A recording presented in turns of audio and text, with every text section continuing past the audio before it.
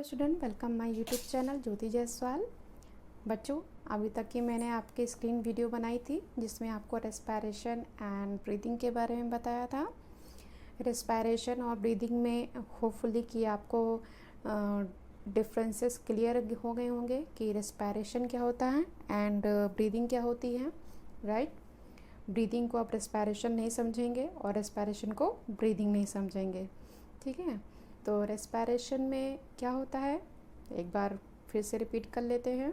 Break down of glucose या break down of all nutrients, उन nutrients का जो हमने न्यूट्रिशन में क्या किया था, फूड को खाया था और डाइजेस्टिव सिस्टम के द्वारा उसको एब्जॉर्ब किया गया था। और जब एसिमिलेट हुआ था हमारे ब्लड में, एसिमिलेशन हुआ था, ब्लड में मिक्स हुआ था, तब हमको जब ब्लड में मिक्स हो जाता है तब हमको एनर्जी नहीं मिलती है। सिर्फ ब्लड के मिक्स होने में एनर्जी नहीं मिलती है जब तक कि आप उसको तोड़ेंगे नहीं। जैसे मम्मा ने खाना बना दिया, अगर रोटी आपके सामने आ गई तो उसको देख के पेट नहीं भरेगा आपका, या उसको देख कर ही एनर्जी नहीं मिलेगी जब तक कि आप उसका ब्रेक डाउन नहीं करेंगे, यानी तोड़ करके आप खाएंगे नहीं। तब तक स्वाद का कुछ भी पता नहीं चलेगा आपको।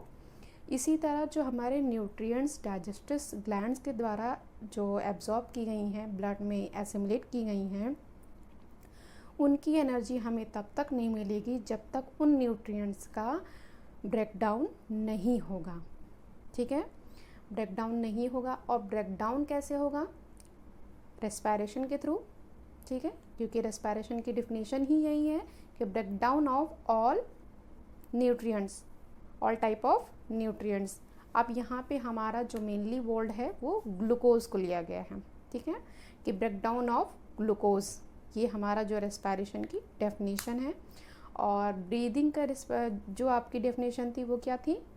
एक्सचेंज ऑफ गैसेस, जो आपकी ऑक्सीजन है और कार्बन डाइऑक्साइड है, उसका क्या चलता रहता है? In and out of the body. इसको पूरा क्लियर किया था। इसी से रिलेटेड आपका मोड ऑफ रेस्पिरेशन आया या टाइप्स ऑफ रेस्पिरेशन।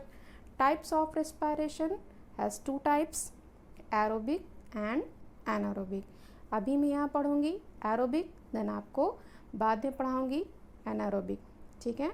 तो ध्यान से सुनिए, घबराइए नहीं कि ये सब क्या होता है। जिनको इंटरेस्ट नहीं है उनको भी ये वीडियो बहुत इंटरेस्टिंग लगेगी, और कभी भी इस रिएक्शन को, यानी कि एरोबिक की प्रोसेस को कभी नहीं भूलेंगे कि एरोबिक की रेस्पिरेशन कहाँ कंप्लीट होती है, कैसे होती है। ये मैं डेफिनेटली कह सकती हूँ, बट आपको पूरा वीडियो देखना पड़ेगा क्योंकि अंत में ही आपकी जादू की छड़ी है। जब घूमेगी तभी आपको समझ में आएगा। तो सब्र करने से और कूल माइंड जब आप करके पढ़ते हो तो हर एक चीज़ को क्लियर समझ जाते हो, ठीक है। तो आगे हम चलते हैं एरोबिक रेस्पिरेशन की तरफ। अभी जैसे बताया types of respiration, aerobic respiration and anaerobic respiration. नाम से पता चल रहा है, देखिए लिखा हुआ है एयर, एरो यानी कि एयर, और एयर हमारी क्या है? ऑक्सीजन है। तो इसलिए देखिए मैंने यहाँ लिख दिया है प्रेजेंस ऑफ ऑक्सीजन। लेकिन एनारोबिक में यानी कि एब्सेंट ऑफ ऑक्सीजन, ठीक है। इसको अभी मैं बाद में क्लियर करूँगी, पहले हम पहले पॉइंट को क्लियर करते हैं। चलिए आते हैं। फर्स्ट आपका पॉइंट है एरोबिक रेस्पिरेशन।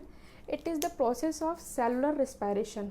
यहाँ पे आप एक वर्ड देख रहे हैं सेलुलर, क्लियर करते हैं। ध्यान से सुनिएगा और ध्यान से देखिएगा क्योंकि यही आपका रामबाण है इस एरोबिक रेस्पिरेशन का, ठीक है। देखिए आपको ये रेड कलर का गोला दिख रहा है। ये रेड कलर का गोला एक्चुअली में है क्या? ये आपकी सेल है। देखिए मैंने लिखा है यहाँ पे, सेल लिखा हुआ है ना। सेल के अंदर आपको दिख रहा होगा ब्लैक कलर का पॉइंट दिख रहा होगा, इसको मैंने डिनोट किया है साइटोप्लाज्म। साइटोप्लाज्म क्या होता है? चिपचिपा पदार्थ होता है, ठीक है, जेली लाइक सब्सटेंस होता है। और ये जो आपको ब्लू कलर के बीड्स दिख रहे हैं, ये एक्चुअली में बीड्स नहीं हैं, ग्लूकोज के मॉलिक्यूल्स हैं, ठीक है, ग्लूकोज के मॉलिक्यूल्स हैं। क्योंकि इसमें कहा गया है कि जो ग्लूकोज के मॉलिक्यूल हैं उनका ब्रेकडाउन सेल के अंदर प्रेजेंट साइटोप्लाज्म में होगा, ठीक है। तो ये क्या करता है? साइटोप्लाज्म में जा रहा है, साइटोप्लाज्म में घुस गया, एंटर कर गया। आगे बढ़ते हैं तो यहाँ पे होगी ग्लाइकोलिसिस यानी ब्रेकडाउन ऑफ ग्लूकोज। आगे बढ़ते हैं तो हमने कि जैसा कि बताया ग्लूकोज एंटर कर गया और इसका फार्मूला ये हमने लिख दिया कि C6H12O6। ठीक, अब ये चेंज हो गया 3 पायरुविक एसिड में, इसका ब्रेकडाउन हो गया 3 कार्बन ऑफ पायरुविक एसिड में। ये भी सेल ही है, अभी सेल के ही अंदर सारी प्रोसेस चल रही है, साइटोप्लाज्म के अंदर, सेल के साइटोप्लाज्म के अंदर। ठीक, आगे हम बढ़ते हैं। जब 3 पायरुविक एसिड, अब यहाँ पे क्योंकि हमारे पास इतना स्पेस नहीं है प्रॉपरली, तो हमने सेल ऑर्गेनेल्स यहाँ पे नहीं बनाया है। ठीक है, या फिर मान लीजिए मैं यहाँ बना भी देती हूँ, ये हमारा माइटोकॉन्ड्रिया है, सपोज दैट ये माइटोकॉन्ड्रिया है। अब आगे चलते हैं, जब आपके माइटोकॉन्ड्रिया के अंदर तो क्या होगा, तो ये जो 3 पायरुविक एसिड बना है, 3 कार्बन ऑफ पायरुविक एसिड, ये आपका जाएगा ऑक्सीजन की हेल्प से किसके अंदर, माइटोकॉन्ड्रिया। अच्छा, माइटोकॉन्ड्रिया के अंदर ही क्यों गया, और भी तो सेल ऑर्गेनेल्स थे, राइबोसोम था, सब चीज़ थे, क्योंकि माइटोकॉन्ड्रिया को पावर ऑफ द क्या कहते हैं, यस, हाउस कहते हैं। पहले से पता है क्योंकि 9th में ये सब पढ़ाया जा चुका है।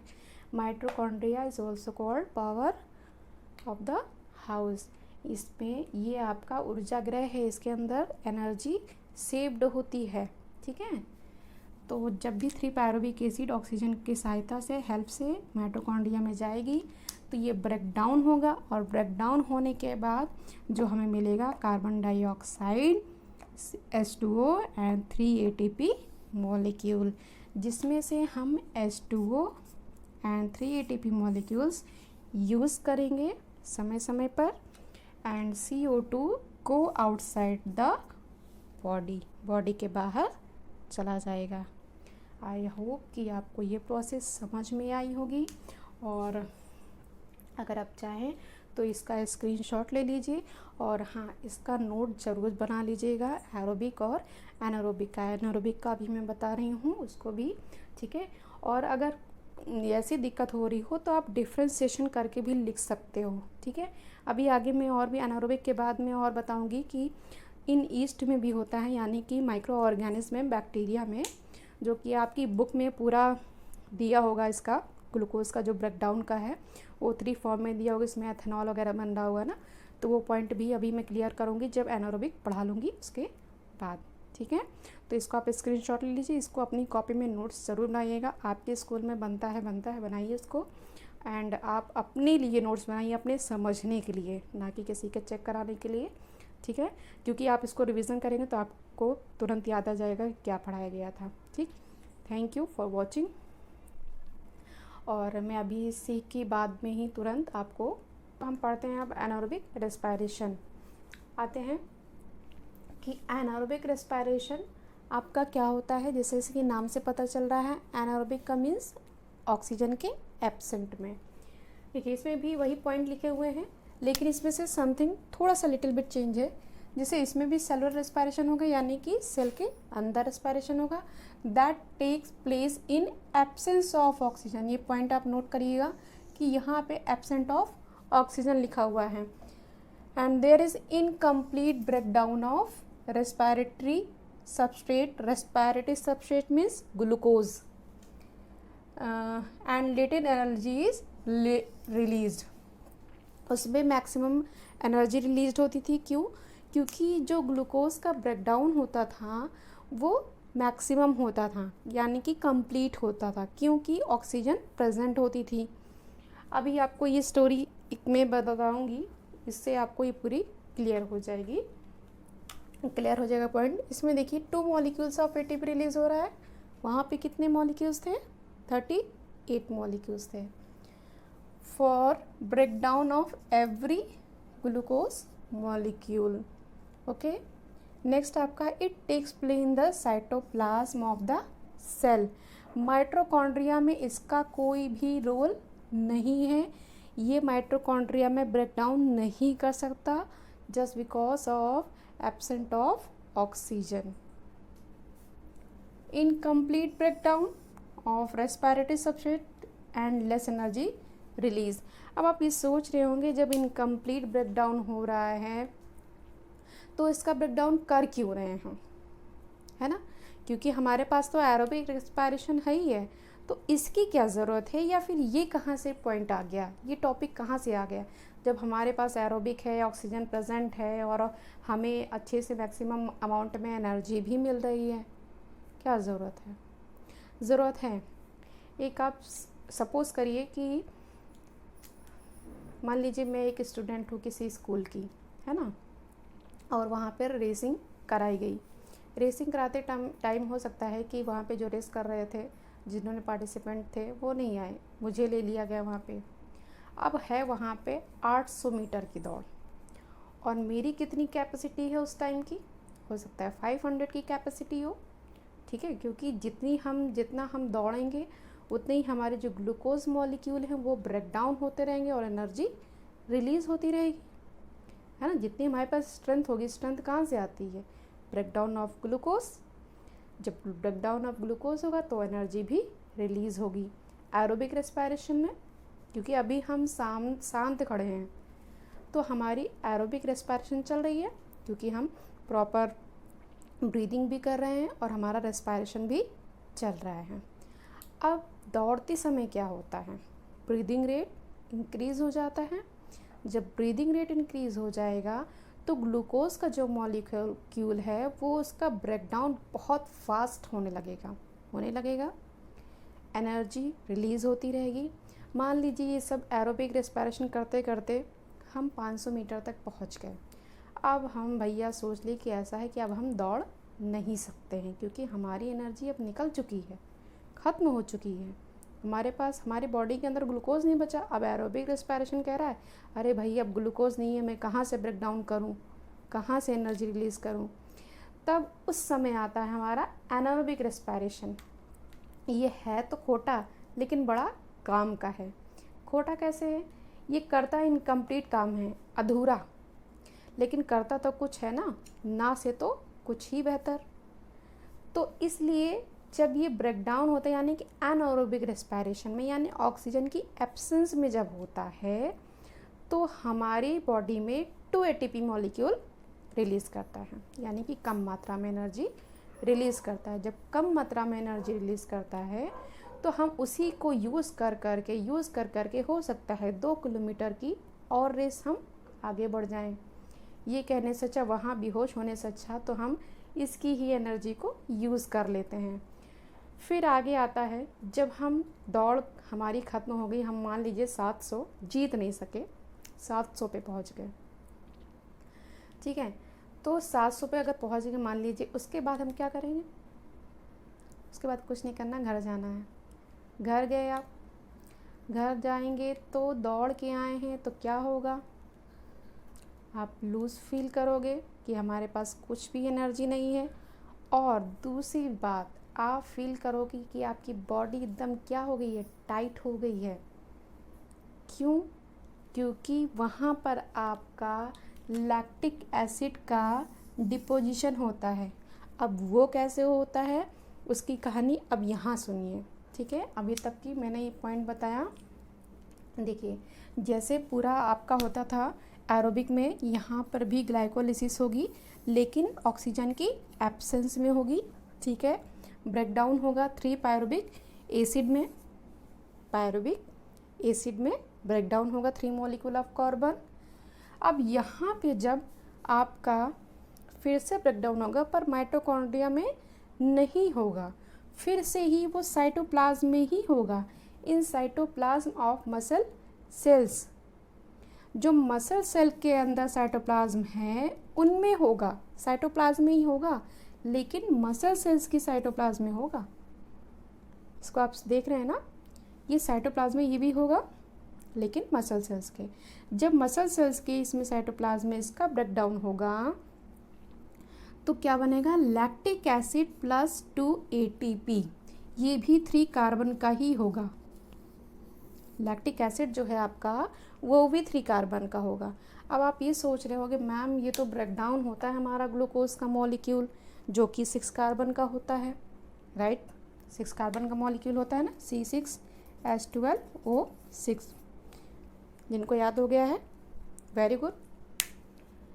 अब इनका ब्रेक डाउन हुआ 3 कार्बन लेकिन जब यहाँ से यहाँ ब्रेक डाउन होता है तो उतने ही कार्बन दिख रहे हैं।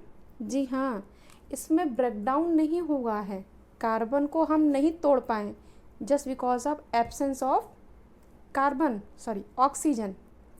बिल्कुल, आपके ऑक्सीजन की एब्सेंस है, इसलिए ये कार्बन को नहीं तोड़ सका। तो लैक्टिक एसिड में कैसे चेंज हुआ? क्वेश्चन तो ये होना चाहिए, क्योंकि हमने इनके बॉन्ड को तोड़ा है। जो इनके बीच बॉन्ड था, आपके पायरुविक एसिड के जो केमिकल फॉर्मूला था, जो कार्बन के बीच में बॉन्ड था, उस बॉन्ड को तोड़ा है। बॉन्ड को तोड़ने के बाद ये लैक्टिक एसिड में चेंज हो गए हैं, लेकिन इनका कार्बन मॉलिक्यूल चेंज नहीं हुआ है, सिर्फ बॉन्ड टूटा है। बॉन्ड के तोड़ने से जो एनर्जी रिलीज हुई है वो है 2 ATP, ठीक है। और लैक्टिक एसिड, अब हमने बताया भी कि दौड़ने पर हमने एनारोबिक रेस्पिरेशन में जो ATP यूज़ हुई वो हमने यूज़ कर ली, लेकिन यहाँ पे तो प्रोडक्ट दो तरीके के हैं, आपको ये दिख रहे होंगे। जो ये प्रोडक्ट दिख रहा है वो 2 टाइप का है ना, एक तो आपका लैक्टिक एसिड है, दिख रहा है, लैक्टिक एसिड है, और ATP है।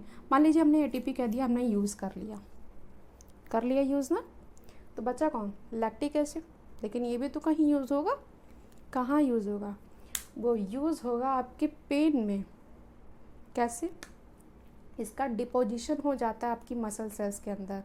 जब डिपोजिशन हो जाता है तो आपकी मसल सेल्स को टाइट कर देता है, और वही आपका पेन का रीज़न होता है, ठीक है। जब आप दौड़ते हैं, दौड़ लगाते हैं, तो उसके बाद आपकी मसल्स पेन करती हैं, तो reason deposition of lactic acid होता है। यही एक कारण है जो आपकी मसल पेन करती हैं। एक बार हम फिर से इसको क्लियर कर लेते हैं कि यहाँ पे कहाँ पे आपका रह गया है, ठीक है। जैसे देखिए मैंने ये लाइन आपकी क्लियर की, it takes place in the cytoplasm of the cell. Mitochondria में इसका कोई रोल नहीं होता है क्योंकि ऑक्सीजन एब्सेंट है।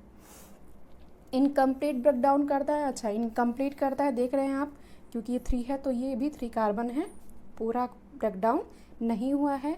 मिनिमम एनर्जी ही रिलीज़ हुई है, ज़्यादा वहाँ पे कितनी मैंने ATP थी, कमेंट में ज़रूर बताइएगा। मैंने पहले वीडियो में, यानी कि इसके पहले जो अभी पढ़ाया उसमें भी पूछा है मैंने, ठीक है, तो उसमें भी बताइएगा। और place in absence of oxygen, जाहिर सी बात है एब्सेंस ऑफ ऑक्सीजन होगा तो इनकम्प्लीट ब्रेक डाउन होगा। किसका? Respiratory substrate. रेस्पिरेटरी सबस्ट्रेट को हम ग्लूकोज ही कहते हैं, ठीक है। तो होपफुली, और देखिए मैंने लिख दिया है lactic acid is the reason of muscle pain, क्योंकि ये मसल्स पेन में इसका डिपोजिशन हो जाता है। क्या हो जाता है? डिपोजिशन हो जाता है, और यही लैक्टिक एसिड के पेन का, लैक्टिक एसिड ही पेन का क्या होता है? जो आपने एनारोबिक रेस्पिरेशन भी फिनिश कर लिया। अब देखिए यहाँ पे मैंने जो भी पूरा आपको दोनों बताया था, कुछ अलग अलग तरीके से बताया था ना, अलग अलग रिएक्शंस लिख करके। अब मैंने इसको एक जगह पे लिख दी है, सेलुलर रेस्पिरेशन, ठीक है, सेल के अंदर रेस्पिरेशन हो रहा है। तो अब इसको क्या करेंगे, एक साथ समझ लेते हैं, ठीक है। 2 तत्व आपको क्लियर हो गए होंगे, एरोबिक एंड एनारोबिक। फिर से एक लीनियर आपका रिविज़न ले लेते हैं कि ग्लूकोज का जो मॉलिक्यूल है वो 6 कार्बन मॉलिक्यूल है। ग्लाइकोलिसिस हो रही है साइटोप्लाज्म में, ठीक है। उसमें क्या होता है? पायरुविक एसिड का, पायरुविक एसिड में ब्रेक डाउन होता है, जो कि वो 3 कार्बन ऑफ मॉलिक्यूल होता है। अब आपकी प्रेजेंस ऑफ ऑक्सीजन में कहाँ हो रहा है? ये माइटोकॉन्ड्रिया में, ठीक है। ये जो हो रहा है इन माइटोकॉन्ड्रिया, माइटोकॉन्ड्रिया में जब ब्रेक डाउन होगा तो क्या होगा? CO2 + H2O। हेलो स्टूडेंट, कैसे हैं आप सब? Welcome my YouTube channel Jyoti Jaiswal. आप लोग ठीक होंगे और पढ़ाई भी अच्छे से कर रहे होंगे, ठीक है। तो आज की वीडियो में लेकर के आई हूँ आपके सबसे इम्पॉर्टेंट पार्ट को, यानी कि the respiratory system of man को। आपके जो सेकेंड लास्ट वीडियो थी एनारोबिक एंड एरोबिक रेस्पिरेशन पे थी, होपली कि आप लोग को उस वीडियो से एनारोबिक एंड एरोबिक रेस्पिरेशन में डिफरेंसेस और उनके मीन्स क्या होते हैं, उनमें क्या क्या प्रोसेस थी, वो आपको क्लियर हो गया होगा। और अगर आपको नहीं क्लियर हुआ है तो फिर से जाके वीडियो को देखिए, निराश होने की ज़रूरत नहीं है। अगर आप शांति से उस वीडियो को देखेंगे और पढ़ाई करेंगे कोई भी चीज़ें तो समझ में आ जाएगी। ठीक है, तो क्योंकि आपके मन के हार में नहीं हारना है, जीता वही है जो मन से नहीं हारता है। तो इसी कोटेशन के साथ में आपके चलते हैं आज की वीडियो के लिए, जो है आपका रेस्पिरेटरी सिस्टम ऑफ मैन।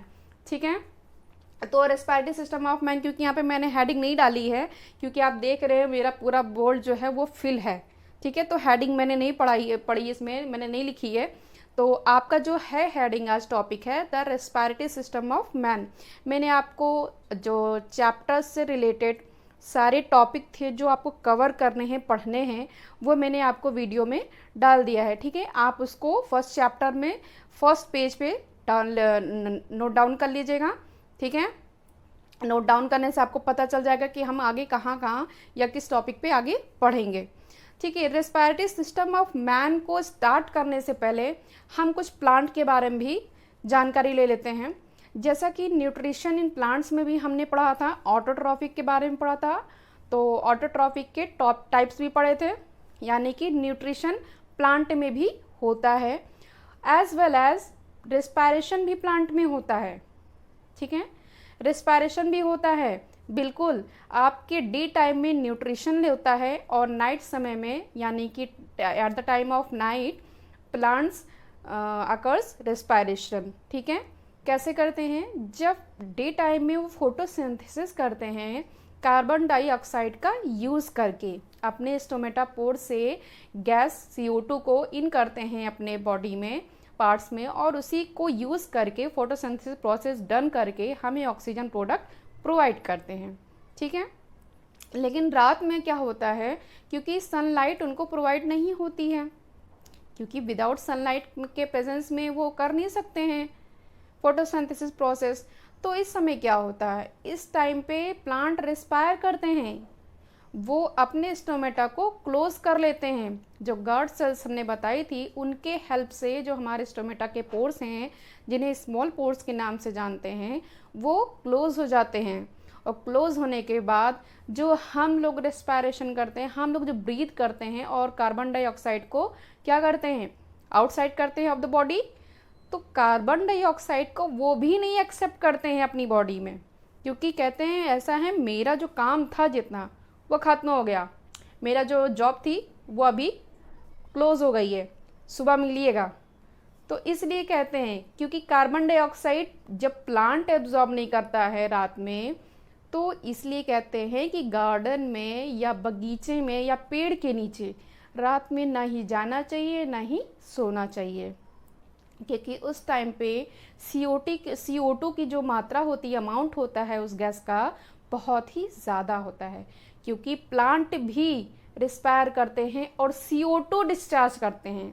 जो गैस निकालते हैं, एलिमिनेट करते हैं वो प्लांट अपनी बॉडी से, वो भी CO2 ही निकालते हैं। और मैन, एनिमल्स, ह्यूमंस जितने भी हैं, हमारे लिविंग ऑर्गेनिज्म, वो तो CO2 प्रोड्यूस करते ही करते हैं, क्योंकि डे टाइम में तो प्लांट कंज्यूम कर लेता है, हमको ऑक्सीजन दे देता है। यानी कि जितना भी इन्वायरमेंट में कार्बन डाइऑक्साइड होता है at the time of day, plant consume कर लेता है और फोटोसिंथेसिस प्रोसेस में मटेरियल के रूप में उसको यूज़ करके हमें प्रोडक्ट के रूप में क्या दे देता है, ऑक्सीजन गैस। लेकिन नाइट में वो करता नहीं है, CO2 वो खुद भी डिस्चार्ज करता है, एलिमिनेट करता है उस गैस को। तो जब हम भी कर रहे हैं, वो भी कर रहा है, तो कितनी मात्रा हो जाएगी ना प्रोडक्ट का, काफ़ी अमाउंट में हो जाएगा। इसके लिए वो रेस्पायर करते हैं, वो भी जितना भी उनके अंदर ग्लूकोज हमें ऑक्सीजन देते हैं, और ग्लूकोज जो उनकी बॉडी में रहता है, जो अपने बॉडी में ग्लूकोज को इकट्ठा किए होते हैं, उनका यूज़ करते हैं और ब्रीदिंग करते हैं, कार्बन डाइऑक्साइड को बाहर निकालते हैं। ठीक है, तो आई होप कि आपको रेस्पिरेशन ऑफ प्लांट पूरा क्लियर हो गया होगा, मैं क्या समझाना चाह रही थी। ठीक है, अब आगे बढ़ते हैं कि हमारे रेस्पिरेटरी सिस्टम यानी कि ह्यूमंस में क्या होता है, फीचर्स क्या होते हैं, ऑर्गन्स क्या होते हैं, ट्रैक्ट। देखिए, किसी भी चीज़ को हम पढ़ने से पहले उसके बारे में थोड़ी सी नॉलेज आउटर लेते हैं, यानी कि ओवरऑल क्या होता है। ये रेस्पिरेशन से आप बिल्कुल वाकिफ़ हैं कि आपको ये पता है कि रेस्पिरेशन क्या होता है, राइट, क्योंकि आपके पहले वीडियोस में मैं ये बता चुकी हूँ आपको। लेकिन यहाँ पे वर्ड आया है रेस्पिरेटरी ट्रैक। आपने जैसे डाइजेस्टिव सिस्टम पढ़ा था, तो डाइजेस्टिव सिस्टम कहाँ से स्टार्ट होता है? From the mouth, mouth to anus, ये हुआ था। यानी कि माउथ टू एनस के बीच में रास्ते थे कि नहीं थे? कुछ मोड़ थे। जैसे आप स्कूल से घर जाते हो तो कई आपको मोड़ भी दिखेंगे, गली भी दिखेगी, बिल्डिंग्स भी दिखेंगे, शॉप भी दिखेंगे। हर एक मोड़ से गुजर के आप घर पहुंचते हो। एक आपका ट्रैक है, घर से स्कूल, स्कूल से घर का, या फिर कहीं भी जाते हो, ट्रैवलिंग करते हो तो उसका। इसी तरह जो हमारी बॉडी में जब आपके रेस्पिरेटरी ट्रैक आते हैं, यानी कि ऑक्सीजन और आपके कार्बन डाइऑक्साइड का डिफ्यूज़न आता है, यानी कि मूवमेंट ऑफ जब गैस आता है, तो उसका भी तो कोई रास्ता होगा, रास्ता होगा ना, पैसेज होगा, ट्रैक जिसे बोलते हैं। अगर उसका पैसेज है तो उस पैसेज में कौन कौन से मोड़ पर रुकता है, या किस किस मोड़ से होकर के वो गुजरता है, पास होती है हमारी जो गैस, उन्हीं मोड़ को या उन्हीं ट्रैक को हम आज यहाँ पर पढ़ेंगे। यानी कि जब हम खाने को हम माउथ से स्टार्ट करते हैं, तो हम रेस्पिरेशन के लिए कहाँ से स्टार्ट करेंगे, उसकी स्टार्टिंग से हम पढ़ेंगे। धीरे धीरे एक टॉपिक को पढ़ेंगे, टेंशन लेने की कोई ज़रूरत नहीं है। जिसको नहीं आता है वो भी कोशिश करेगा, और मुझे दावा है कि आपको बिल्कुल भी समझ में आ जाएगा। ठीक है, तो हम आज इसका स्टार्ट करते हैं वीडियो। आइए देखिए, पहले आपके ऑर्गन, जो रेस्पिरेटरी ऑर्गन्स हैं, उनके फीचर्स के बारे में जान लेते हैं। जैसे आप कोई सामान लेते हो तो उसके फीचर्स के बारे में जानते हो। फ़ोन लेने जाते हो तो ये आप पहले से पूछते हो कि इसका कैमरे का मेगापिक्सल कितना है, ठीक है, बैटरी का क्या ड्यू है, ये बैटरी कितने दिन चलेगी, कैसे चार्ज होगी, कितने उसमें चार्ज होगी, सब कुछ जानकारी लेते हो। कलर और आपकी ड्यूरेबिलिटी कितनी है, ये है ना, सब चीज़ें जानकारी। तो या फिर कोई और अदर प्रोडक्ट आप लेते हो तो हर एक चीज़, कपड़े लेते हो तो भी पता चलता है कि इस कपड़े में गर्मी लगेगी कि नहीं लगेगी, या फिर कलर तो नहीं फेड होगा। एवरीथिंग फीचर्स देखते हो ना, क्वालिटी उसकी प्रोडक्ट की देखते हो। इसी तरह हमारा जो रेस्पिरेटरी ऑर्गन है, उसके हमें फीचर्स जानने हैं कि ऑक्सीजन और कार्बन डाइऑक्साइड का जो डिफ्यूज़न चल रहा है, आप वर्ड बार बार सुन रहे होगे डिफ्यूज़न। 9th क्लास में आपने इसके बारे में डिस्कस किया होगा, सुना होगा कि डिफ्यूज़न क्या होता है। ठीक है, डिफ्यूज़न आपका होता है movement of gases from high concentration to lower concentration. ठीक है, high concentration to lower concentration, इनका ट्रैवलिंग चलता रहता है, यानी मूवमेंट चलता रहता है। इसी को डिफ्यूज़न कहते हैं, जो हमारी बॉडी में ऑक्सीजन एंड कार्बन डाइऑक्साइड का होता है। ठीक है, तो फीचर्स जानते हैं इनके कि फीचर्स, पहला क्या लिखा हुआ, a large surface area to get enough oxygen. इनके लिए यानी कि जो लार्ज सरफेस होना चाहिए। देखिए, किसी चीज़ को अगर हमें यूज़ करना है तो सबसे पहले हमें स्पेस ही देखना होता है ना। कोई बिल्डिंग बनाता है या कोई घर बनाता है या फिर कुछ भी ऐसी चीज़ें करते हैं, कितनी स्पेस मेरे लिए इतना इनफ है, आप उस अपने काम के अकॉर्डिंग स्पेस देखते हो। इसी तरह यहाँ पर जो रेस्पिरेटरी ऑर्गन है, उनके पास क्या इनफ स्पेस होना चाहिए, surface area, large surface area होना चाहिए टू गेट इनफ ऑक्सीजन, यानी कि अच्छे से ऑक्सीजन लेने के लिए उसके पास जो सरफेस एरिया हो बहुत ही लार्ज होना चाहिए। Thin walls for easy diffusion and exchange of respiratory gases. आपके इसमें जो बताया गया है कि इसकी वॉल क्या होनी चाहिए, थिन होनी चाहिए, इसमें जैसे इजी डिफ्यूजन हो सके और एक्सचेंज ऑफ रेस्पिरेटरी गैसेस। अब इस लाइन का मतलब क्या है, जैसे आप गर्मियों में अगर मोटे कपड़े आप पहन लो, कोई मोटे कपड़े पहन लो, जैकेट पहन लो, तो क्या जो आपकी स्किन है वो रिस्पायर कर पाएगी, उसमें जो खुल के आपकी स्किन सांस लेती है वो ले पाएगी? नहीं ले पाएगी। आप जितने हल्के कपड़े पहनोगी आपकी स्किन उतनी ही ईजिली आपको, मतलब आपको भी सफोकेशन नहीं होगी, आपकी स्किन को भी नहीं होगी। इसी तरह आपकी जो ऑक्सीजन लेने के जो ऑर्गन हैं, उनकी भी वॉल क्या होनी चाहिए, थिन होनी चाहिए, ताकि वो ईजिली मूव कर सके। यहाँ डिफ्यूज़न लिखा है ना, डिफ्यूज़न, डिफ्यूज़न का मतलब यही कि गैस का मूवमेंट हो सके ईजिली। जो हमारा लंग्स होता है, अगर लंग्स को ओपन किया जाता है, जो लंग्स को ओपन किया जाता है, यहाँ पे पहला पॉइंट आप देख रहे होंगे लार्ज सरफेस एरिया ना। जब लंग्स को ओपन करते हैं ना तो कम से कम 80 मीटर स्क्वायर सरफेस एरिया होता है, इतना बड़ा हमारा लंग्स होता है जब उसको ओपन किया जाता है। हमारे राइट एंड लेफ्ट होते हैं, अगर उसको, क्योंकि हमारे एकदम पैक होते हैं ना, बैग थैलीनुमा होते हैं, जब उसको ओपन करते हैं इस तरह तो वो 80 मीटर स्क्वायर सरफेस एरिया उसका होता है, इतना बड़ा। ठीक है, टेनिस कोर्ट के बराबर होता है। टेनिस कोर्ट नहीं खेलना है, मैं बता रहे हैं कि उतने बराबर होता है, लगभग 80 मीटर स्क्वायर एरिया। ठीक है, तो हमारा जो ऑक्सीजन ऑर्गन है वो पहले लार्ज एरिया सरफेस होना चाहिए। ठीक है, सेकेंड थिंग, थिन वॉल होनी चाहिए जिससे डिफ्यूज़न मेथड ईजिली हो सके, और जो रेस्पिरेटरी गैसेस है उनका एक्सचेंज भी हो सके। रेस्पिरेटरी गैसेस मतलब ऑक्सीजन एंड CO2 का। ओके, थर्ड पॉइंट पे आते हैं, lungs circulated the oxygen by the blood. अब लंग्स आपके सर्कुलेट करते हैं ऑक्सीजन को टू द ब्लड में, क्योंकि इन्हीं के द्वारा ही जब ऑक्सीजनेटेड ब्लड हो जाता है। अब अभी जब आप डबल सर्कुलेटरी सिस्टम पढ़ेंगे, यानी कि हार्ट का मैकेनिज्म जब पढ़ेंगे, तो आपको पूरा डाइजेस्टिव सिस्टम, रेस्पिरेटरी सिस्टम और ये जो हार्ट का मैकेनिज्म है, इन दोनों को आपस में जब कनेक्ट करेंगे ना तो आपको पूरा प्रोसेस समझ में आ जाएगा कि एक्चुअली में ह्यूमंस के सिस्टम में ये सारी प्रोसेस होती कैसे हैं। बस आप इसको ध्यान में रखिएगा कि हमने डाइजेस्टिव सिस्टम में क्या पढ़ा था और रेस्पिरेटरी सिस्टम में। अभी यहाँ पे ब्लड का ऑक्सीजनेशन चल रहा है, यानी कि प्यूरिफिकेशन चल रहा है, लेकिन ये ब्लड आते कहाँ से हैं ये नहीं पता चला ना, क्योंकि आपने पता किया कि हमने फूड खाया, न्यूट्रिशन लिया हमने, और न्यूट्रिएंट्स हमारे बॉडी में एब्जॉर्ब हो गए। अब ब्लड जो बना वो ऑल ओवर द बॉडी से आएगा ना, तो उसके लिए वेट करना पड़ेगा डबल सर्कुलेटरी सिस्टम के लिए। फिलहाल अभी हम यहीं पढ़ते हैं, लेकिन इनसे कनेक्ट है, सारे ऑर्गन्स आपस में क्या हैं, कनेक्ट हैं, क्योंकि अगर कनेक्ट ना हो एक दूसरे से तो पूरी प्रोसेस हो ही नहीं सकती है। जैसे कहते हैं ना यूनिटी में पावर होती है, उसी तरह हमारे ऑर्गन्स भी यूनिटी रखते हैं कि ये आगे अपने उनके काम को आगे बढ़ाने के लिए, क्योंकि जब वो नहीं आपकी हेल्प करेंगे तो वो आगे भी नहीं जा पाएंगे। ठीक है, तो आगे बढ़ते हैं।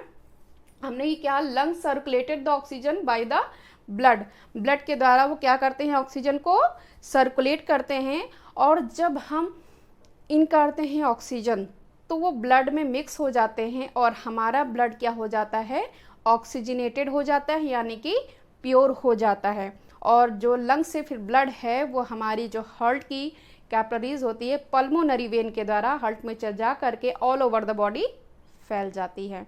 ठीक है, हार्ट के सिस्टम को हम पढ़ेंगे तो समझ में आ जाएगा कि पल्मोनरी वेन क्या है, राइट।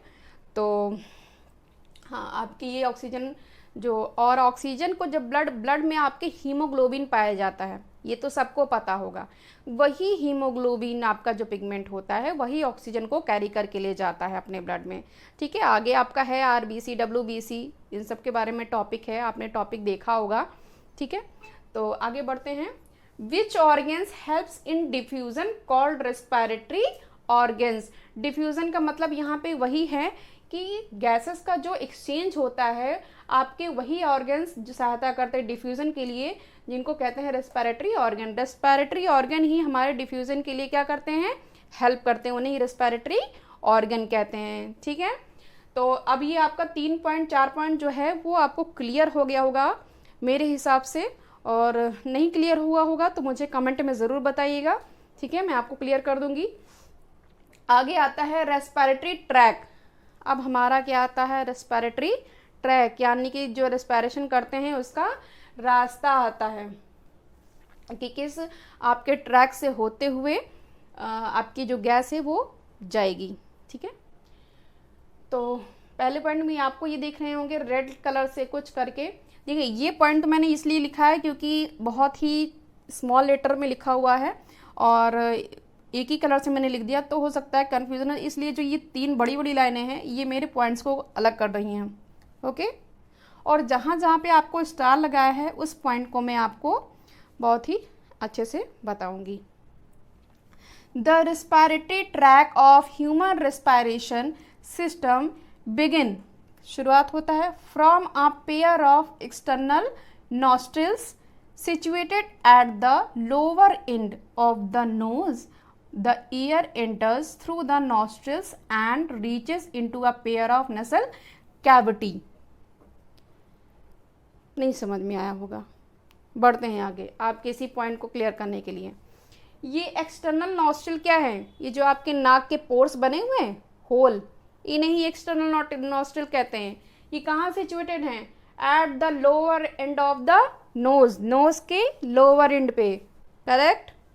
अब आते हैं, the air enters through the nostrils, air हमारी नॉस्ट्रिल्स के थ्रू जाती है अंदर, तो वही बोला air enters through the nostrils and reaches into a pair of nasal cavity, और जब सांस ले लेते हैं यानी कि एयर एंटर कर जाती है तो वो कहाँ पहुंचती है? हमारी नसल कैविटी में। अब हम आते हैं इस तरफ आपके डायग्राम में। डायग्राम में आप देख रहे होंगे नसल कैविटी को मैंने यहाँ पे शो किया है। ये आपका नॉस्ट्रिल है, ठीक है, नॉस्ट्रिल से गैसेस का आया, आपका एंटर किया और यहाँ नसल कैविटी में आपके पहुँच गया। आपके नसल कैविटी में देख रहे होंगे ये कुछ लेयर्स बनी हुई हैं, ठीक है, इसे बोलते हैं नसल चैम्बर, निजल चैम्बर बोलते हैं, ठीक है। निजल चैम्बर में आपके 3 टाइप्स के होते हैं, 3 चीज़ें होती हैं, हेयर, म्यूकस ग्लैंड, यानी कि आपके इस चैम्बर में यहाँ पे, ठीक है, क्या होती हैं? हेयर होते हैं, म्यूकस ग्लैंड होती है और ऑयल ग्लैंड होती है। जो हेयर होते हैं अब वह आपकी गंदगी को क्या करते हैं? रोकते हैं। और आपके जो म्यूकस ग्लैंड है, म्यूकस ग्लैंड आपकी इसमें क्या होता है? चिपचिपा पदार्थ होता है, जो चिपचिपा पदार्थ लिक्विड मटेरियल को क्या करते हैं? निकालते हैं, और उन्हीं के थ्रू जो गंदगी होती है वो क्या करते हैं? चिपका लेते हैं, अपने में चिपका लेते हैं, ताकि जो ऑक्सीजन हमारे बॉडी में एंटर हो वो एकदम क्लियर होती है। ऑयल ग्लैंड्स का क्या काम है? अच्छा, म्यूकस ग्लैंड का एक और काम है कि कभी कभी हम जो कभी ऐसे इन्वायरमेंट में होते हैं जहाँ पर हवा जो होती है वो गर्म होती है ना, गर्म वायु जब लेते हैं तो जब हम ऑक्सीजन को एंटर करते हैं तो हमारे नसल नॉस्ट्रिल से लेकर के लंग्स तक की इतना ज़्यादा ट्रैक लंबा है कि वहाँ तक की जो हवा है वो गर्म हवा जाते जाते ठंडी हो जाती है। अगर गर्म हवा हमारे लंग्स में पहुँचेगी तो लंग्स हमारा डैमेज हो सकता है, ठीक है। तो जो म्यूकस ग्लैंड है वो वार्म एयर को ठंडा भी करती है, ठीक है। ऑयल ग्लैंड्स क्या करती हैं? जो आपके धूल मिट्टी होते हैं उनको बाहर धकेलती रहती हैं कि तुम बाहर जाओ, तुम्हारी अंदर ज़रूरत नहीं है, ठीक है। क्लियर हो गया आपको? ओके, आगे बढ़ते हैं। इसमें देखिए नसल कैविटी लिखा हुआ था ना, into a pair of nasal cavity, यहाँ पे आपका नसल कैविटी है, नॉस्ट्रिल। और एक चीज़ और मैं आपको बता दूं, देखिए जैसे यहाँ पे लिखा हुआ है नसल सेप्टम, ये आपके इसमें आएगा। The 2 nasal cavities are separated from each other by a nasal septum. जो हमारी नॉस्ट्रिल्स हैं वो नसल सेप्टम से सेपरेटेड है। अब ये नसल सेप्टम क्या होता है आप ये सोच रहे होंगे। सोचिए हमारी जो नॉस्ट्रिल्स हैं वो निजल आपके जो सेप्टम है उनसे सेपरेटेड है। तो अपनी नाक को देखिए कि आपके जो नॉस्ट्रिल्स हैं वो किससे सेपरेटेड हैं। कुछ दिख रहा होगा, महसूस हो रहा है, कुछ है आपकी नाक के पास है ये चीज़, ये जो आपके दोनों नॉस्ट्रिल्स क्या कर रही हैं? अलग कर रही है ना, एक दीवार है कि नहीं है दीवार, उसी को नेज़ल सेप्टम बोला जा रहा है। जो नेज़ल सेप्टम होती हैं ये मेनली आपके हाइलिन कार्टिलेज से बनी होती हैं। हाइलिन कार्टिलेज एक आपकी बहुत ही सॉफ्ट बोन होती है जिसे वो बनी होती है, ठीक है। हाइलिन, अगर हाइलिन वर्ड नहीं याद है आपको तो आप कार्टिलेज याद कर लीजिए, क्योंकि कार्टिलेज बोन हमारी एयर्स में भी पाई जाती हैं और नोज़ के सेप्टम में भी पाई जाती हैं, जो हमारे नॉस्ट्रिल्स को क्या करती हैं? सेपरेटेड करती हैं। ये नॉस्ट्रिल्स जो आपकी कार्टिलेज है वो टफ नहीं होती हैं, आप इसको किसी भी तरह से घुमा सकते हो ना, जैसे आपको अपने कान को भी मरोड़ सकते हो, उसमें हड्डियां होती हैं लेकिन कौन सी? कार्टिलेज बोनी होती हैं, करेक्ट। तो हमारा जो नॉस्ट्रिल्स है वो सेप्टम से डिफरेंट है, यानी कि अलग किया गया, सेपरेटेड किया गया है। उस सेप्टम का नाम है nasal septum, and nasal septum is formed by a hyaline cartilage. Cartilage is a soft type of bone. Correct, इतना आपको क्लियर हो गया। आगे बढ़ते हैं। It is due to this reason we can breathe in air while we eat. Sorry, यहाँ पे आपका आता है the nasal cavity are separated from the oral cavity by a bony palate. आपको इसमें तो हाँ, आपको ये जैसे नजल कैविटी है आपकी, राइट, और ये आपकी ओरल कैविटी। ओरल कैविटी देखिए, नाक और आँख के बीच आपको अपने ही मुंह में देखिए, अपने ही माउथ में देखिए, फेस पे देखिए कि आपके नाक और मुंह के बीच में थोड़ा सा स्पेस है ना, इसे ही बोनी पैलेट कहा गया है। कि आपका देखिए nasal cavity are separated from the oral cavity. Oral cavity मतलब हमारा माउथ का सेक्शन जो है उसे ओरल कैविटी कहते हैं। ठीक है, तो नजल कैविटी और ओरल कैविटी सेपरेटेड हैं बाय बोनी पैलेट, जिसका नाम है बोनी पैलेट। ये देखिए आपका ये ओरल कैविटी नाम दिया गया है। ठीक है, यहाँ पे बोनी पैलेट नहीं शो किया गया है। ओके, कोई बात नहीं, लेकिन हमने आपको बताया नजल कैविटी और जो ओरल कैविटी के बीच में एक आपके पैलेट होती है जिसे बोनी पैलेट कहते हैं।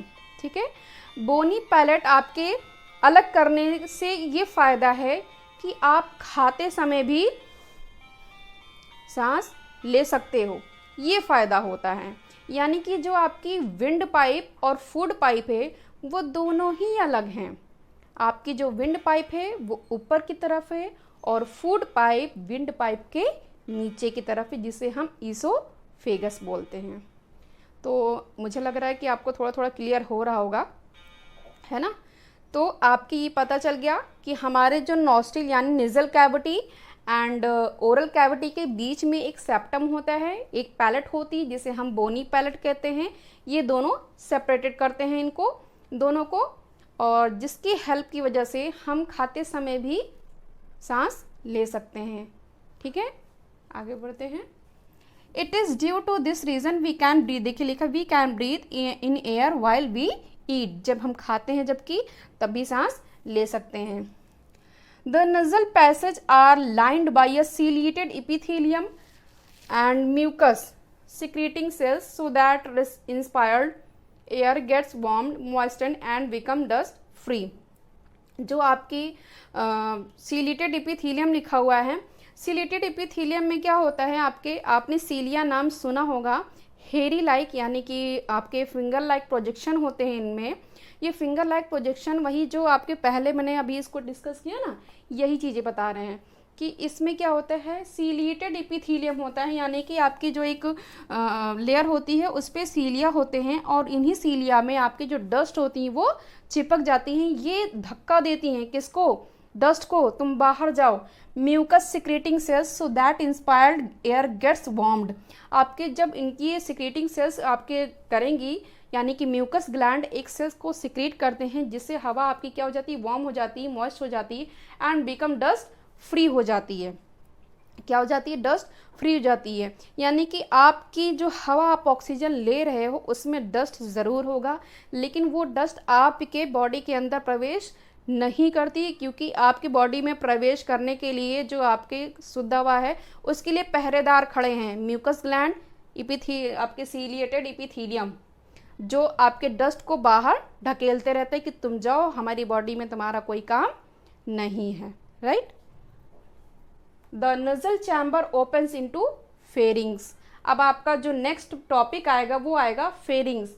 हम आपका जो है नजल चैम्बर के बाद आएगा फेरिंग्स। ठीक है, तो फेरिंग्स भी आपका एक ट्रैक है, जो ट्रैक में अभी अगले में बना दूंगी, यानी कि जब फेरिंग्स स्टार्ट करूंगी अभी तो उसमें आपको उसके बाद जब ये फिनिश हो जाएगा तो मैं आपको पूरा बता दूंगी क्या होता है, क्योंकि हमारे पास अभी स्पेस की थोड़ी सी कमी है, तो इसलिए मैं पहले सोच रही थी कि आपको इससे इंट्रोड्यूस करा दूं कि ये होते क्या हैं, then I will introduce with your flow chart.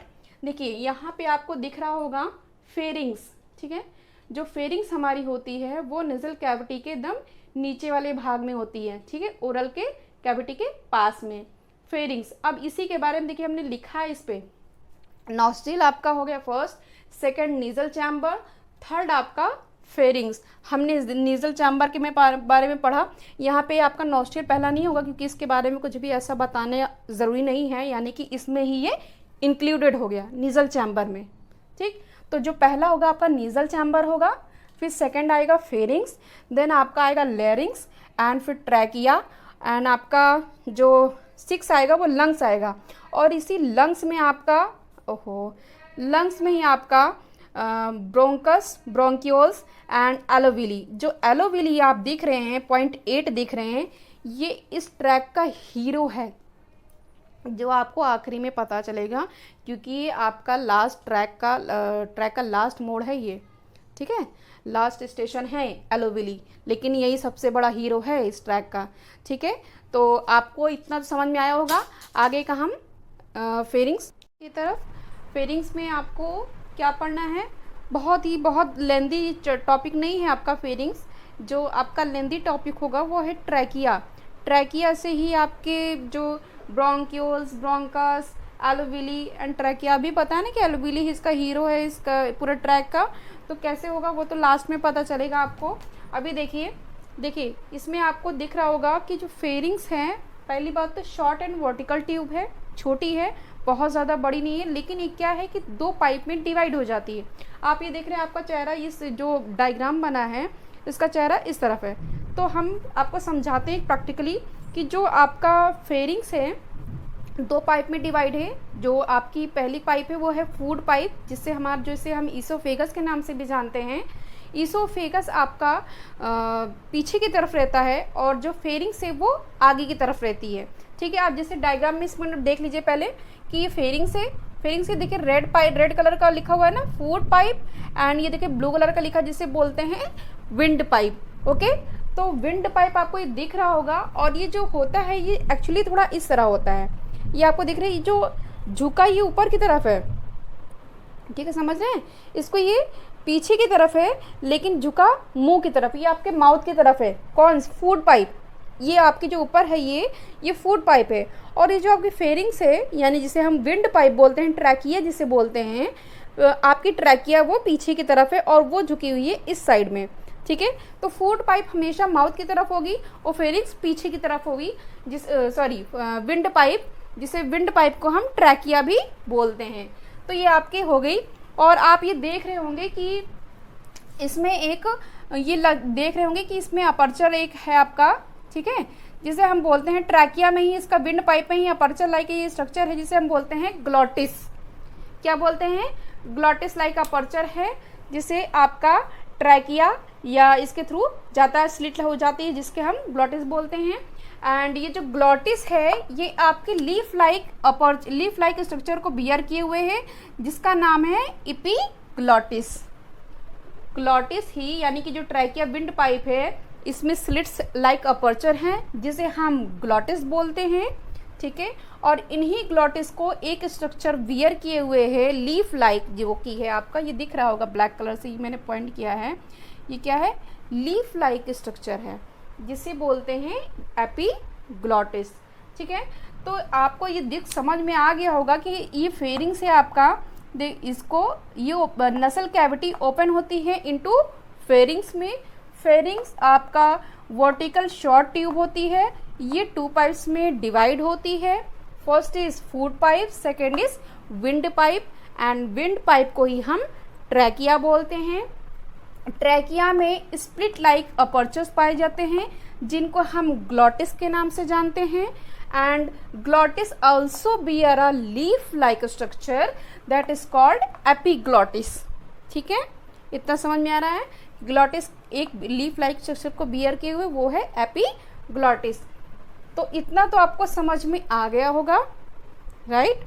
आगे बढ़ते हैं कि the pharynx is the short vertical, जो आपके ये लिखे हुए हैं इनको भी हम समझ लेते हैं कि आपके ग्लॉटिस का क्या वर्क है और एपिग्लॉटिस का क्या वर्क है। ये शॉर्ट वर्टिकल ट्यूब है, वर्टिकल मतलब खड़ी हुई, शॉर्ट ट्यूब है, ठीक है। Pharynx provide passage into trachea और windpipe through a slit like aperture called glottis. जो आपका फेरिंग्स है वो एक पैसेज यानी कि रास्ता जो है प्रोवाइड करता है इनटू ट्रैकिया में, यानी कि जिसे ट्रैकिया भी बोलते हैं और विंड पाइप बोलते हैं, जिसके द्वारा बोलते हैं तो आता है, उसमें स्लिट लाइक अपर्चर पाए जाते हैं। अभी मैंने बताया कि स्लिट लाइक अपर्चर पाए जाते हैं जिसे ग्लॉटिस बोलते हैं। रेड कलर से यहाँ पे डिनोट किया गया है, ग्लॉटिस बोलते हैं, ठीक है। The glottis always remains open except during swallowing. जो आपके ग्लॉटिस होते हैं वो जब आपके हमेशा ओपन होते हैं, सिर्फ आपके सोलोइंग टाइम पे क्या होते हैं, वो क्लोज हो जाते हैं, ठीक है। The glottis bears a leaf like structure, cartilaginous flap. Cartilaginous word को मैंने डिनोट किया था आपके अभी थोड़ी देर पहले कि कार्टिलेजिनस होती क्या है, आपकी सॉफ्ट बोन होती है। फ्लैप लाइक स्ट्रक्चर जिसे बोलते हैं एपिग्लॉटिस। एपिग्लॉटिस के बारे में पढ़ लिया। During swallowing the epiglottis closes the glottis to check the entry of food into it। अब आपके जो ग्लॉटिस हैं इनके ही द्वारा आपके जो चेक करता है कि फूड की एंट्री कहाँ पे हुई है, ठीक है। तो आपके ये इतना पार्ट था, और फेरिंग्स के आपके कई पार्ट हो सकते हैं जो आपके अभी इतना ज़्यादा हाई स्कूल में बहुत ज़्यादा डीपली नहीं है, सिर्फ नाम जान लीजिए कि अगर फेरिंग्स आपके नेज़ल कैविटी में ओपन है तो इसका नाम होगा आपका नेज़ोफेरिंग्स, ठीक है, नेज़ोफेरिंग्स। ये साफ साफ यहाँ लिख दे रही हूँ ये आपका। और अगर ये ओरल में यानी कि माउथ की तरफ ओपन हो रही है फेरिंग्स हमारी तो ओरल फेरिंग्स, और अगर ये लैरिंग्स में ओपन हो रही है, ये देखिए यहाँ पे अगर आती है तो इसको बोलते हैं लैरिंजोफेरिंग्स, लैरिंजोफेरिंग्स, ठीक है। ये इसका कोई इतना वर्क नहीं है, सिर्फ ये पार्ट है कि जहाँ पे ये आपकी ओपन हो रही है। आगे का जो पार्ट है ट्रैकिया एंड लैरिंग्स, लैरिंग्स बहुत छोटा है एंड ट्रैकिया जो है आपका ट्रैकिया में ही आपका आएगा। और जो मैं नेक्स्ट वीडियो आपको प्रोवाइड करूँगी उसमें आपका फ्लोरल चार्ट रहेगा, यानी कि ट्रैक रहेगा कि हाँ कहाँ से लेकर के आपके कहाँ तक की जो आपकी एयर है वो पास होती है लंग्स में जाती है, और लंग्स में जाती है तो फिर क्या उसमें भी कुछ आपके स्ट्रक्चर्स पाए जाते हैं, क्या उनमें भी कुछ ऐसा होता है कि सिर्फ वहाँ तक की आपके फ्लो हो जाती है लंग्स में, उसके आगे कुछ नहीं होता है। तो ये जानने के लिए हमारे साथ आगे वीडियो में बने रहिए, कंटिन्यू हमारे वीडियो को देखते रहिए तो आपको ये समझ में आ जाएगा, ठीक है। अगर आपने एक भी वीडियो मिस की तो आपको कुछ भी समझ में नहीं आएगा, इसलिए अगर आपको स्टार्टिंग से समझना है तो स्टार्टिंग से ही वीडियो इसको देखिए। Thank you for watching my video. और जिसने भी वीडियो को अभी लाइक नहीं किया है, सब्सक्राइब नहीं किया है हमारे चैनल को, सब्सक्राइब करें और वीडियो को लाइक एंड शेयर करें। Hello student, welcome my YouTube channel Jyoti Jaiswal. बच्चों कैसे हैं आप सब? आशा करती हूँ कि आप लोग बहुत अच्छे होंगे और आप लोग की पढ़ाई भी बहुत अच्छी चल रही होगी। जैसा कि आप लोग समझ रहे हैं, देख रहे हैं कि आजकल का मौसम भी बहुत अच्छा हो गया है। अब मौसम की मैंने यहाँ क्यों बात की है, क्योंकि यहाँ पे कुछ ऐसे बच्चे होते हैं अभी कि उनको गर्मी भी बहुत लगती है, ठंड भी बहुत लगती है, तो पढ़ाई से क्या हो जाते हैं, पीछे हो जाते हैं, है ना, कि अरे नहीं ठंड लग रही है मैम मत पढ़ाइए, गर्मी लग रही है नहीं पढ़ूंगा, बाद में पढ़ूंगा जब लाइट आएगी। और जब पंखा आता है, एसी चलती है तो क्या हो जाता है, सब सो जाते हैं।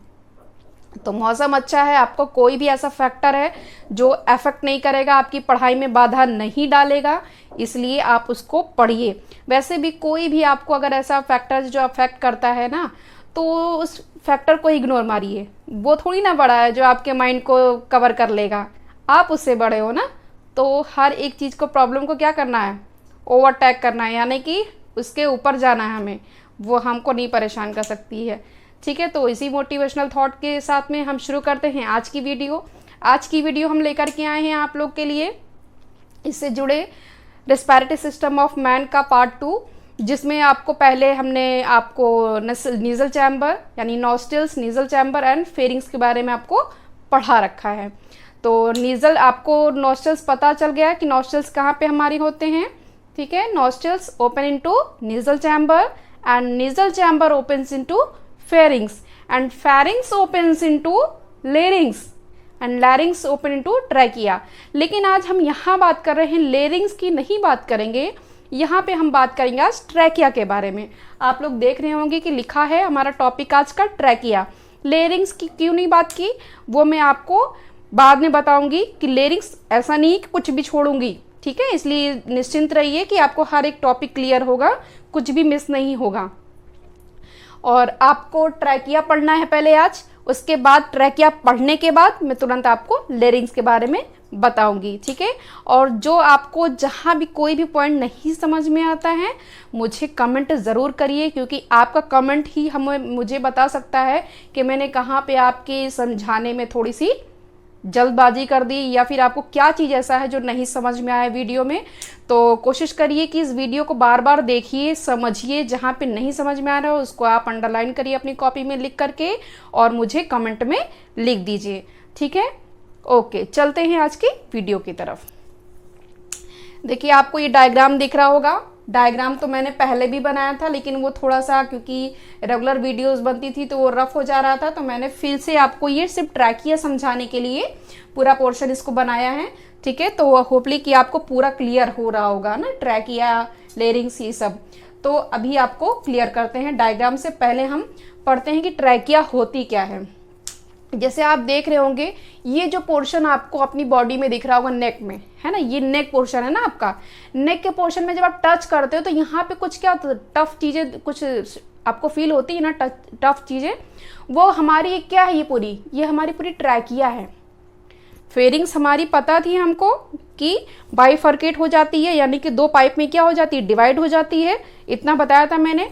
जो आपकी अंदर की होती है यानी कि निचली सतह पे होती है, पीछे की तरफ होती है, उसे क्या बताया था, फूड पाइप बताया था। और जो आपकी पीछे की तरफ होती है वो क्या थी, फेरिंग्स थी, सॉरी ट्रैकिया थी ना। ट्रैकिया जिसे हम बोलते हैं, क्या बोलते हैं, विंड पाइप। ओके, तो विंड पाइप जो हमारी ट्रैकिया है वो आप लोग को दिख रहा होगा, ये जो शी शेड में कुछ ऐसे ऐसे डिजाइन बनी हुई है, राइट। ये डिजाइन आपकी क्या है, कार्टिलेजिनस बोन से बनी हुई है, हड्डी नहीं है ये आपकी। आगे देखते हैं पहले कि ट्रैकिया कितनी, इसकी लेंथ कितनी होती है। ट्रैकिया की जो लेंथ होती है वो बेटा 11 centimetre. Trachea is about 11 centimetre in length. इसकी जो लेंथ है वो कितनी है, 11 सेंटीमीटर है।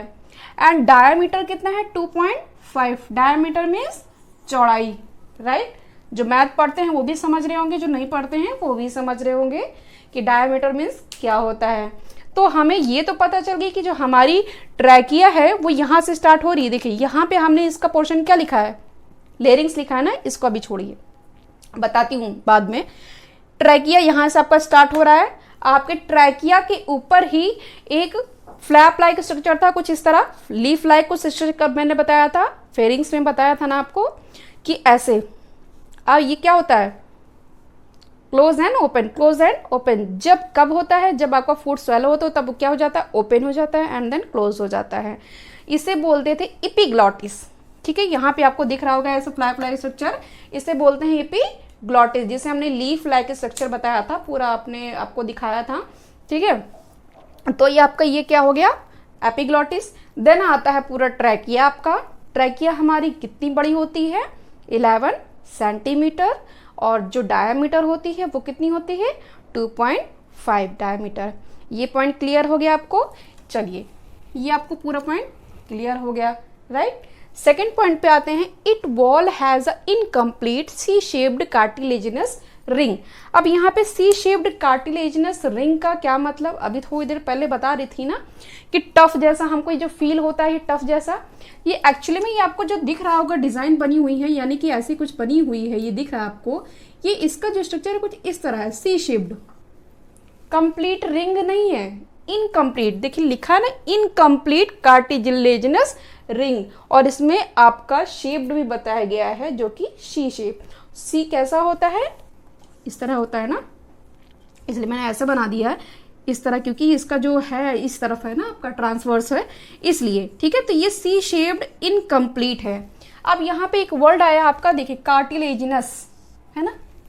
कार्टिलेजिनस से आप जानकारी है इसके बारे में, क्योंकि इसके पहले मैंने आपको इंट्रोड्यूस कराया था इस वर्ड से कि कार्टिलेजिनस क्या होता है, कि आपकी बोन नहीं होती है, लेकिन एक ऐसी बोन होती है जो आपकी सॉफ्ट नहीं होती, बहुत टफ भी नहीं होती, सिर्फ एक आपके प्रोटेक्शन का काम करती है, राइट। जो हमने आपके नॉस्ट्रल्स में यानी कि नेजल चैम्बर के समय पढ़ा था कि ये हमारी कार्टिलेजिनस कौन सी, हाइलिन कार्टिलेजिनस से हमारी क्या होती है, सेप्टा होती है ना, सेप्टम। आपकी नॉस्ट्रल्स क्या होती हैं, डिवाइड थी ना, जो हाइलिन कार्टिलेजिनस से बनी थी। तो यहाँ पे भी जो हमारी ट्रैकिया है वो सी शेप्ड, ये सी शेप्ड है ना, कार्टिलेजिनस रिंग से कवर अप हैं। क्यों कवर अप हैं, प्रोटेक्शन के लिए। कभी कोई मान लीजिए ऐसे घोसा इसने हमको मार दिया यहाँ पे किसी ने, तो तुरंत हमारी ये इस पर प्रभाव नहीं होगा, इस पे इफेक्ट नहीं आएगा, किस पर, ट्रैकिया पे, क्योंकि trachea is also soft muscles, है ना। ट्रैकिया सॉफ्ट मसल से made up of soft muscle, जो सॉफ्ट मसल से बनी हुई है, लेकिन इस पर क्या है, she shaped incomplete cartilaginous ring से क्या हुई है, कवर हैं, ढकी हुई हैं, जिससे हमारा जो ट्रैकिया है यानी कि अंदर का जो पार्ट है वो प्रोटेक्टेड है, ठीक है।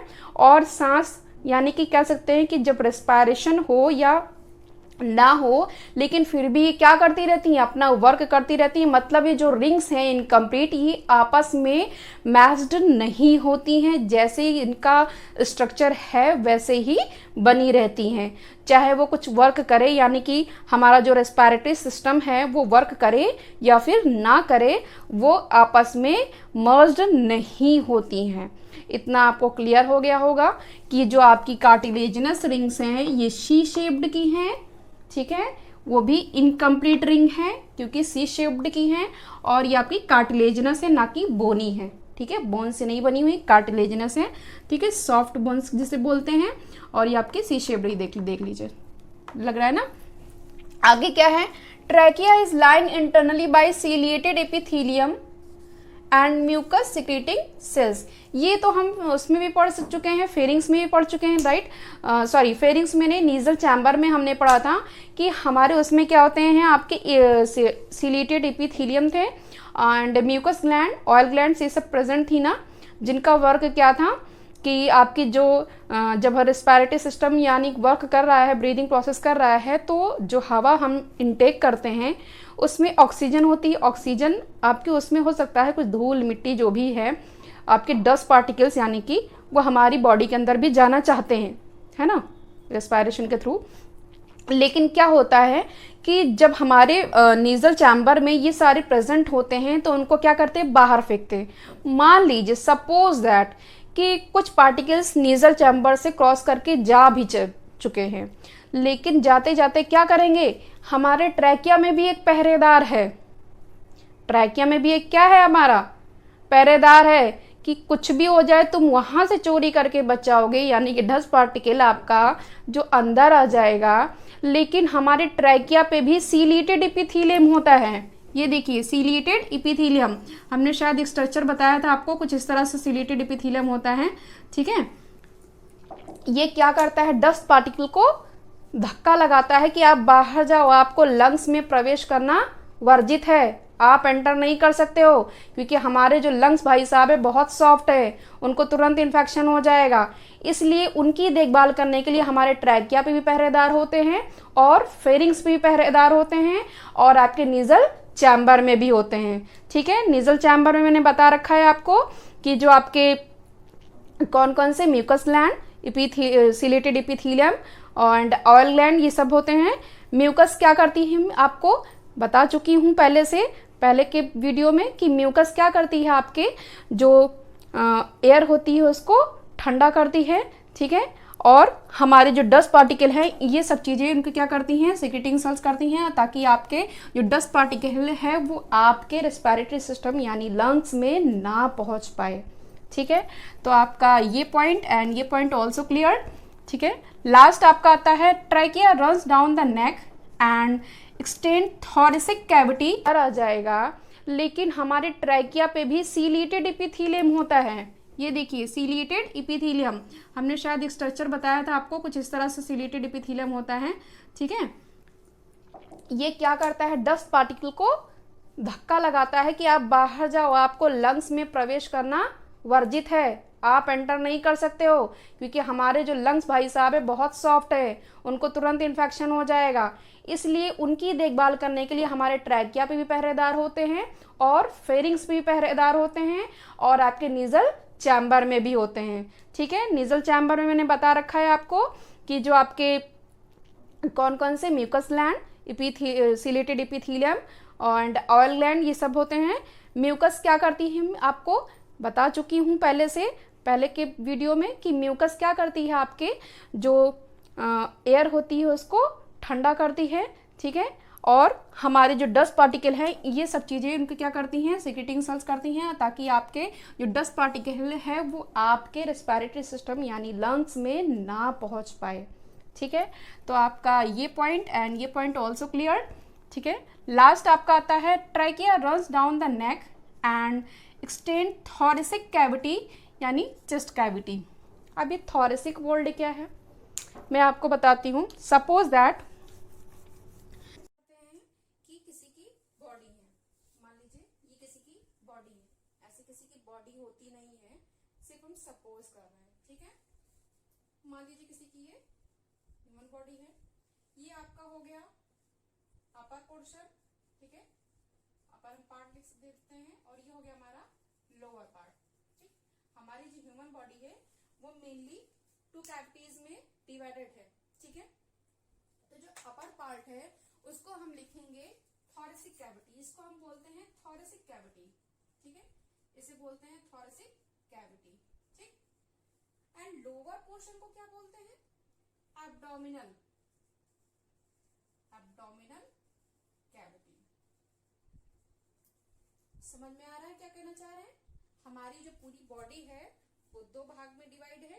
अपर पोर्शन को क्या बोलते हैं, thoracic cavity, and lower portion को क्या बोलते हैं, एब्डोमिनल कैविटी। देख रहे हैं ना आप लोग? अब इसमें सिर्फ आपको जो थोरेसिक वर्ड है उसको सिर्फ बताने के लिए मैंने ऐसा आपको बताया। अब थोरेसिक कैविटी, जो हमारा ऊपर का पोर्शन यानी कि जो ट्रैकिया है, ये हमारा थोरेसिक कैविटी नहीं है, ये हमारे नेक पोर्शन है।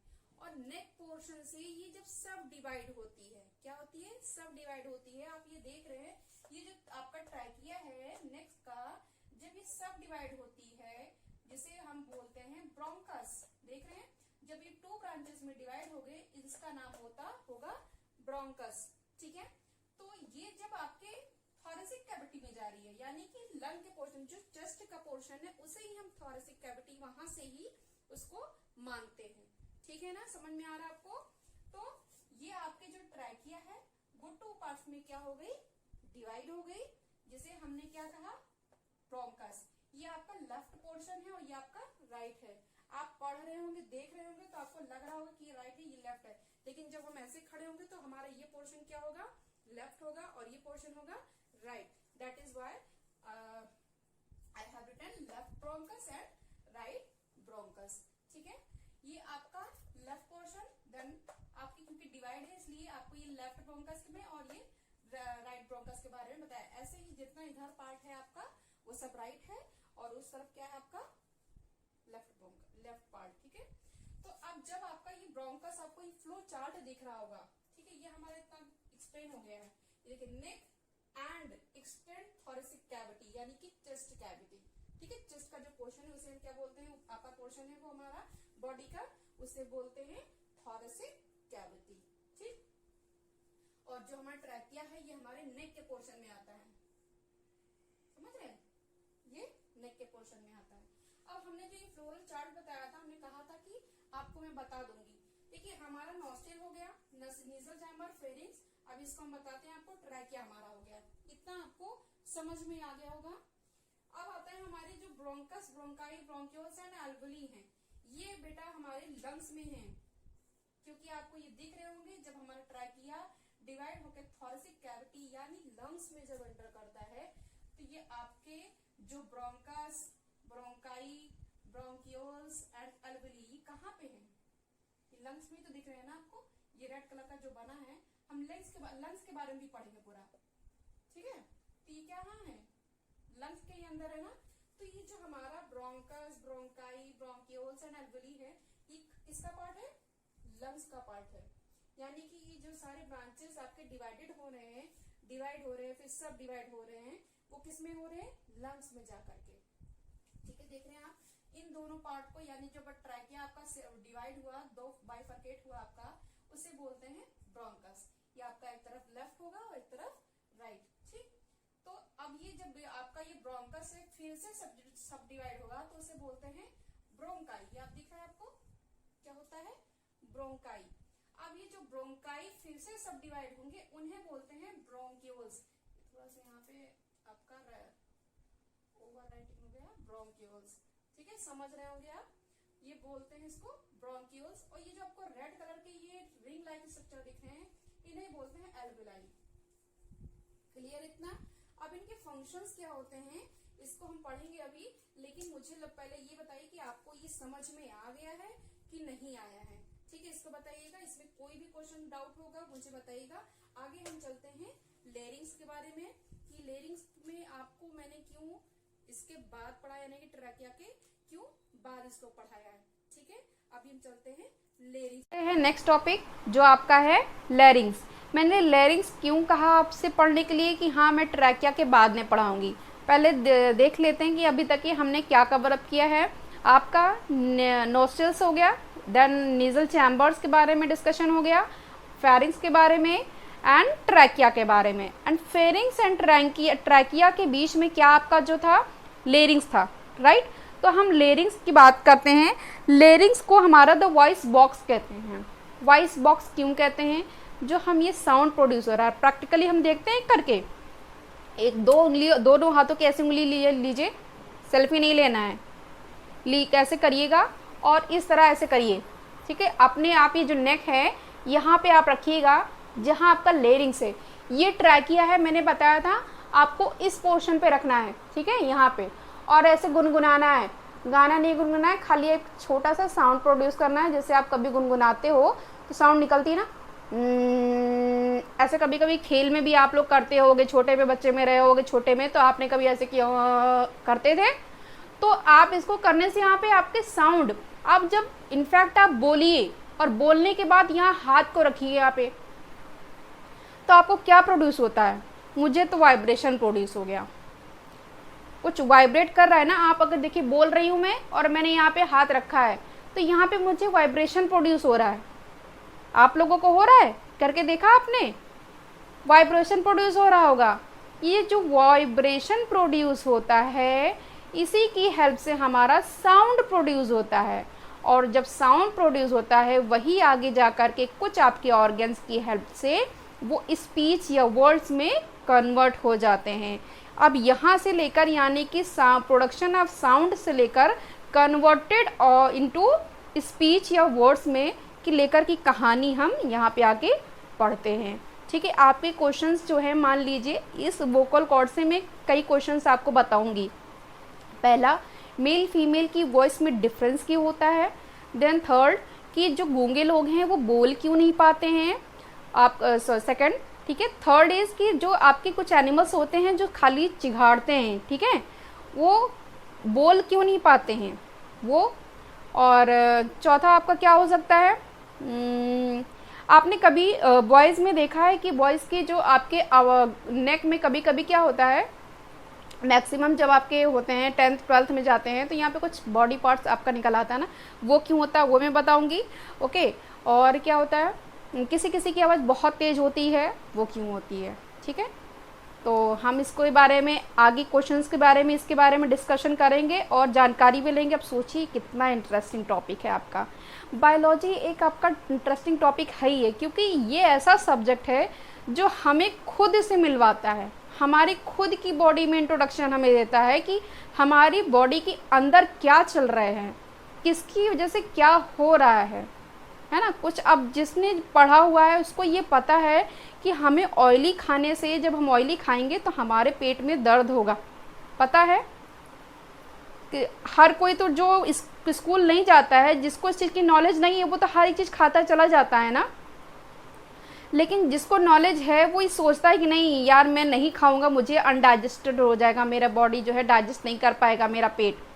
यही होता है ना, क्योंकि आप इसके बारे में क्या हो, पढ़े लिखे हो, पढ़े लिखे हो। अब हम पढ़ते हैं आज, हमारे सबसे जो हम बोलते हैं जिसकी वजह से दुनिया हमको सुनती है, हम क्या बोल रहे हैं उसके बारे में हमें नॉलेज मिल रही है। सोचो कितना इंटरेस्टिंग टॉपिक है। अब इसको लेकिन ध्यान से सुनना ये अब वीडियो को, ठीक है, क्योंकि ये वीडियो हमें खुद को बहुत इंटरेस्टिंग लगी आपको बताने के लिए, क्योंकि मुझे भी लगता है कि आप लोग इसके बारे में नॉलेज लेना ज़रूर चाहोगे। ठीक, तो हम आगे बढ़ते हैं, ज़्यादा चपड़ नहीं करते हैं, आगे बढ़ते हैं। ठीक है, तो आगे बढ़ते हैं। सबसे पहले कि आपको इस टॉपिक से मिलवाते हैं कि जो लैरिंग्स है इसे द वॉइस बॉक्स कहते हैं। क्यों कहते हैं? It is the enlarged upper part of trachea. सबसे पहले कि ट्रैकिया का अपर पोर्शन है। ओके, तो इसमें कुछ ऐसा डाउट नहीं है, बहुत टफ पॉइंट नहीं था हमारा। Inside the larynx are the 2 pair of vocal cords. जो लेरिंग्स के अंदर क्या होता है, ये हमने देखिए यहाँ पे लिखा हुआ है 2 पेयर ऑफ वोकल कॉर्ड्स। ये देखिए जरा, ये क्या लिखा है, यहाँ पे 2 पेयर होता है। ठीक है, 2 पेयर का मतलब क्या हो गया, 4 नंबर्स हो गए ना। 1 पेयर का मतलब 2 होते हैं और 2 पेयर का मतलब 4। तो 2 पेयर्स ऑफ वोकल कॉर्ड्स होते हैं जो कि आपके वाइब्रेशन प्रोड्यूस करने में हेल्प करते हैं। अब ऐसा क्या होता है जो इसमें वाइब्रेशन होता है, यही तो हमें जानना है। तो सबसे पहले हम जानेंगे कि वोकल कॉर्ड्स के किस पोर्शन से साउंड प्रोड्यूस होती है। तो हम जानते हैं कि वोकल कॉर्ड जो होते हैं बेटा, वो हमारी बॉडी में यानी हमारी लैरिंग्स में वो 2 टाइप्स के होते हैं। First is true vocal cords and second is false vocal cords. जो ट्रू वोकल कॉर्ड्स होते हैं वो हमारे साउंड प्रोड्यूस करते हैं। अब साउंड प्रोड्यूस करते कैसे करते हैं, स्टार्टिंग कहाँ से होती है, ध्यान से सुनिएगा। हमारा वोकल कॉर्ड्स है, उसमें एक तार पाया जाता है, बिजली का तार नहीं। ठीक है, एक स्ट्रिंग होती है। जैसे कभी आपने गिटार देखा होगा, गिटार पे हम जब ऐसे फिंगर ऐसे मारते हैं तो वो हवा से टकराती है और साउंड प्रोड्यूस करती है, राइट। यही पूरा फंक्शन हमारे वोकल कॉर्ड्स में है कि जो स्ट्रिंग प्रेजेंट होती है वो हवा से टकराती है, और जब हवा से टकराती है तो वाइब्रेशन प्रोड्यूस होता है और वो साउंड में कन्वर्ट हो जाता है आगे जा कर के। जब वाइब्रेशन प्रोड्यूस होगा तो वो साउंड में बदल जाएगा। बिना हवा के हमारे वोकल कॉर्ड्स में कोई भी वाइब्रेशन नहीं होगा, और वाइब्रेशन नहीं होगा तो कोई भी साउंड प्रोड्यूस नहीं हो सकती। साउंड सिर्फ ये प्रोड्यूस होगी, आ ऊ ई, कोई भी लफ्ज नहीं होंगे, यानी कि वर्ड्स नहीं होगा। ठीक है, अब ये स्पीच में यानी कि वर्ड्स में कैसे बदलते हैं, जो हमारी वाइब्रेशन हुआ, साउंड हुआ, ये साउंड कन्वर्ट होता है हमारे किसके through, buccal cavity, lips and tongue के थ्रू। ये आगे जब साउंड यहाँ पे हमारे बक्कल कैविटी में आती है तो इसकी हेल्प से वो हमारे लफ्ज़ों में क्या हो जाती है, चेंज हो जाती है, स्पीच में चेंज हो जाती है, शब्दों में जिससे बोलते हैं वो बदल जाती है। इतना आप लोग को समझ में आ गया कि जो हमारा वोकल कॉर्ड्स होता है वो 2 पेयर्स में होता है, number of 4, and vocal cords have 2 parts, that is true vocal cords and false vocal cords. True vocal cords help to produce in vibration, and vibration also change converted into sound, and sound converted into speech with the help of buccal cavity, lips and tongue. इतना clear हो गया होगा आपको कि हमारे true जो आपके vocal cords हैं उनका क्या फंक्शन है, इतना पता चला। अब आप सोच रहे होंगे कि जब ट्रू कॉल्स का ही पूरा काम है तो ये फॉल्स वोकल कॉर्ड्स क्या कर रहा है हमारी बॉडी में, यानी कि हमारे लेरिंग्स में। तो क्योंकि अगर आपके फॉल्स वोकल कॉर्ड्स नहीं हैं तो ट्रू वोकल कॉर्ड को सपोर्ट कौन करेगा। मान लीजिए कोई फंक्शन हो रहा है, सिर्फ परफॉर्म करने के लिए एक इंसान हो और जो आपके पब्लिक हो वो हो ही ना सपोर्ट करने के लिए आपको, तो आप फंक्शन किसके लिए करेंगे, किसकी हेल्प से आगे बढ़ेंगे। तो जो हमारा फॉल्स वोकल कॉर्ड्स होता है वो हमारे ट्रू वोकल कॉर्ड को सपोर्ट करते हैं। जैसे हम नॉर्मल जो वॉइस होती है जब प्रोड्यूस होती है तो फॉल्स वोकल कॉर्ड्स अगर है तो नॉर्मल वॉइस रहेगी। मान लीजिए सपोज दैट कि किसी में फॉल्स वोकल कॉर्ड्स नहीं है तो बहुत तेज चिल्ला लेता है, वो बहुत तेज चिल्ला सकता है क्योंकि उसको सपोर्ट करने के लिए फॉल्स वोकल कॉर्ड्स उसके पास नहीं होते हैं, ठीक है। और किसी किसी के पास क्या होता है कि अभी मैं बता रही थी कि ना क्वेश्चन बता रही थी कि जो फीमेल होते हैं एंड मेल होते हैं यानी गर्ल्स एंड बॉयज़ की वॉइस में इतना डिफरेंस क्यों होता है। डिफरेंस सिर्फ इसलिए होता है कि जो ट्रू वोकल कॉर्ड्स हैं गर्ल्स में वो पतले होते हैं। क्या होते हैं, जो उनकी स्ट्रिंग होती है क्या होती है, पतली होती है। तो जब पतले तार पे आप मारेंगे यानी कि उनके में जो वाइब्रेशन होगा वो क्या होगा, बहुत ही तीखी आवाज़ यानी पतली आवाज़ निकलेगी ना, पतला साउंड निकलेगा, बहुत ही पतली आवाज़ निकलेगी। तो अब क्या करेंगे, जो हमारा बॉयज़ में है वो क्या होगा, जो स्ट्रिंग होगा उनका क्या होता है, मोटा होता है, ठीक है। तो जब मोटे तार पे हम जब वाइब्रेशन करेंगे हवा से टकराएगी तो उनकी जो वॉइस होगी क्या होगी, थोड़ी हैवी होगी। इसलिए गर्ल्स और बॉयज़ की वॉइस में क्या होता है, डिफरेंस होता है just because of differences in string of vocal chords. Clear.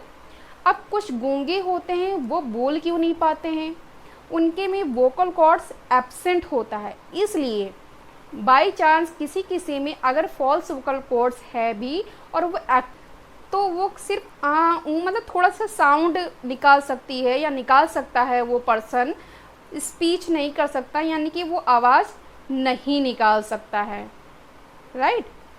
तो आपका क्या होता है कि फॉल्स वोकल कॉर्ड इसीलिए है कि एक तो आपको ट्रू वोकल कॉर्ड्स का सपोर्ट करता है, देन आपका जो फॉल्स अगर ट्रू वोकल कॉर्ड्स नहीं है, फॉल्स वोकल कॉर्ड खाली प्रेजेंट है तो वो क्या करेगा, सिर्फ साउंड निकालेगा, स्पीच नहीं निकाल सकता है। जैसे आपने राइनोसिरोस को देखा होगा कभी, तो राइनोसिरोस क्या करता है, सिर्फ चिल्ला सकता है। अगर नहीं देखा है तो देखिएगा कि वो सिर्फ चिल्ला सकता है, चिघाड़ सकता है, बोल नहीं सकता है। यानी कोई भी एनिमल सिर्फ चिघाड़ता है, बोलता तो होगा नहीं, है ना। तो उसमें क्या होते हैं, फॉल्स वोकल कॉर्ड्स प्रेजेंट होते हैं। समझ रहे हैं ना मेरी बात, हम क्या समझाना चाह रहे हैं आपको। और आपका जो चौथा पॉइंट था क्या था कि मैंने ये बताया था, क्वेश्चन बताया था कि जो कुछ आपके बॉयज़ में होते हैं जब इंटर या हाई स्कूल में चले जाते हैं तो उनके गले में कुछ ऐसा उभरा हुआ पोर्शन निकल आता है। कुछ के होंगे भी, आप नोट कर रहे होंगे, वो किसकी वजह से है, वो सेकेंडरी जो आपके सेक्सुअल लाइफ होती है, मोमेंट होता है, उसमें होता है। क्योंकि आपके जो सेक्सुअल हार्मोन्स होते हैं टेस्टोस्टेरोन मीन्स में वो ज़्यादा सिक्रीट होने लगते हैं और ज़्यादा सिक्रीशन से क्या होते हैं, लेरिंग्स क्या होती है, वो बाहर की तरफ आ जाती है। जो बाहर की तरफ वो आ जाती है वो एक, उसका नाम क्या होता है, एडम्स एप्पल। ये कोई खाने वाला एप्पल नहीं है, ये क्या होता है, एडम्स एप्पल इसका नाम है, ठीक है। तो होपली आपको ये वॉइस बॉक्स जो यानी कि लैरिंग्स है, इससे आपको बहुत नॉलेज मिली होगी कि हमारी जो वॉइस है वो कैसे निकलती है, अगर साउंड निकलता है तो वो स्पीच में कैसे कन्वर्ट हो जा रही होगी। कुछ बच्चे सोच रहे होंगे मैम ने लास्ट पॉइंट नहीं समझाया, तो लास्ट पॉइंट आप देख सकते हैं कि इसमें वही लिखा है जो मैंने अभी आपको बोला है। देख लीजिए कि vibration in the vocal cords result, यानी कि जो वोकल कॉर्ड्स में वाइब्रेशन है वो किसका रिजल्ट है, वोकल कॉर्ड्स का है, ठीक है। In the production of sound, sound के प्रोडक्शन में जो साउंड प्रोडक्शन हो रही है, प्रोड्यूस हो रही है, वो किसका रिजल्ट है, वाइब्रेशन का। वाइब्रेशन किस में हो रहा है, वोकल कॉर्ड्स में हो रहा है, ठीक है। Which is Altered and converted, जो कि चेंज हो जा रही है इनटू स्पीच में, यानी कि शब्दों में, with the help of buccal cavity, soft palate tongue and lips. समझ में आ रही है बात कि किसमें किसकी हेल्प से चेंज हो जा रही है। मैंने लाइन क्लियर कर दी थी, समझ गए कि टू, जो आपके वोकल कॉर्ड्स होते हैं वो 2 पेयर्स होते हैं, नंबर ऑफ 4 होते हैं। और जो वोकल कॉर्ड्स होते हैं वो 2 तरीके के होते हैं हमारे नेक में, यानी लैरिंग्स में। ये वोकल कॉर्ड्स यहाँ पे हैं, ठीक है। एक ट्रू होता है वोकल कॉर्ड्स, एक फॉल्स वोकल कॉर्ड्स होता है। ट्रू वोकल कॉर्ड्स की हेल्प से हमें साउंड प्रोड्यूस होता है, जब वाइब्रेशन होता है तो साउंड निकलती है और वही साउंड आपका कन्वर्ट हो जाता है स्पीच में। False vocal cord true vocal cords को सपोर्ट करता है, इसकी सहायता से जो वॉइस होती बहुत अच्छी होती है, मीठी होती है। अगर फॉल्स वोकल कॉर्ड्स नहीं है, सिर्फ ट्रू वोकल कॉर्ड्स है, तो जो वॉइस होती है वो बहुत ही तेज होती, बहुत ही लाउड होती है। सिर्फ अगर किसी में फॉल्स वोकल कॉर्ड्स है तो वो बोल नहीं सकता है, सिर्फ साउंड प्रोड्यूस हो सकता है, वो कोई शब्द नहीं निकाल सकता है। समझ में आ रही है बात? ये आपका इतना पॉइंट मैंने क्लियर किया। अगर आपको ये वीडियो अच्छी लगी हो तो लाइक करिएगा, और जिन्होंने अभी तक सब्सक्राइब नहीं किया और मेरी इस वीडियो को देख रहे हो, आप कुछ इसमें इंटरेस्टिंग आपको समझ में आया हो, तो प्लीज़ मेरी वीडियो को सब्सक्राइब ज़रूर करिएगा मेरे चैनल को, और मेरी वीडियो को लाइक एंड शेयर करिएगा। आपको इससे ज़्यादा भी इंटरेस्टिंग आपको वीडियोज़ में अपडेट करती रहूँगी। And thank you for watching my video. Hello student, welcome my YouTube channel Jyoti Jaiswal. कैसे हैं आप सब? आशा करते हैं कि आप लोग बहुत अच्छे होंगे, और अभी तक की जो आपको वीडियोस मिले रेस्पिरेटरी सिस्टम से रिलेटेड, वो सब आपको समझ में आ गए होंगे। अगर नहीं आए तो उसको फिर से रिपीट करिए, क्योंकि उससे ज़्यादा, यानी कि जो मैंने पढ़ाया है, इससे ज़्यादा इजी आपको कहीं नहीं मिलेगा। ठीक है, तो आराम से उसको देखिए, सुनिए। और शॉर्ट वीडियोस इसलिए बनाया है कि आप किसी भी टाइम, खाते टाइम भी उसको वीडियो देख सकते हैं, चलते फिरते भी देख सकते हैं।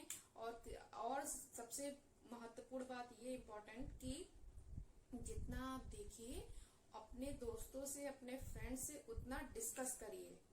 जब आप डिस्कस करेंगे, इस चीज को दिखाएंगे, तो कुछ ना कुछ जो भी आपके टॉपिक होंगे जो आपके नहीं समझ में आ रहे होंगे, या कुछ उससे रिलेटेड आपसे क्वेश्चंस पुट अप होंगे जो आपको नहीं क्लियर होंगे, वो आपको क्लियर हो जाएंगे। ठीक है, तो बताने से चीजें क्या होती हैं और क्लियर हो जाती हैं। इसलिए पढ़ करके अपने तक मत रखिए, दूसरों को भी वीडियो दिखाइए, उनसे भी समझिए कि इसमें ऐसा क्या है जो आपको नहीं आया और मुझे आ गया, या फिर मुझे नहीं आया आपको समझ में आ गया है, ऐसा कोई पॉइंट रह गया है।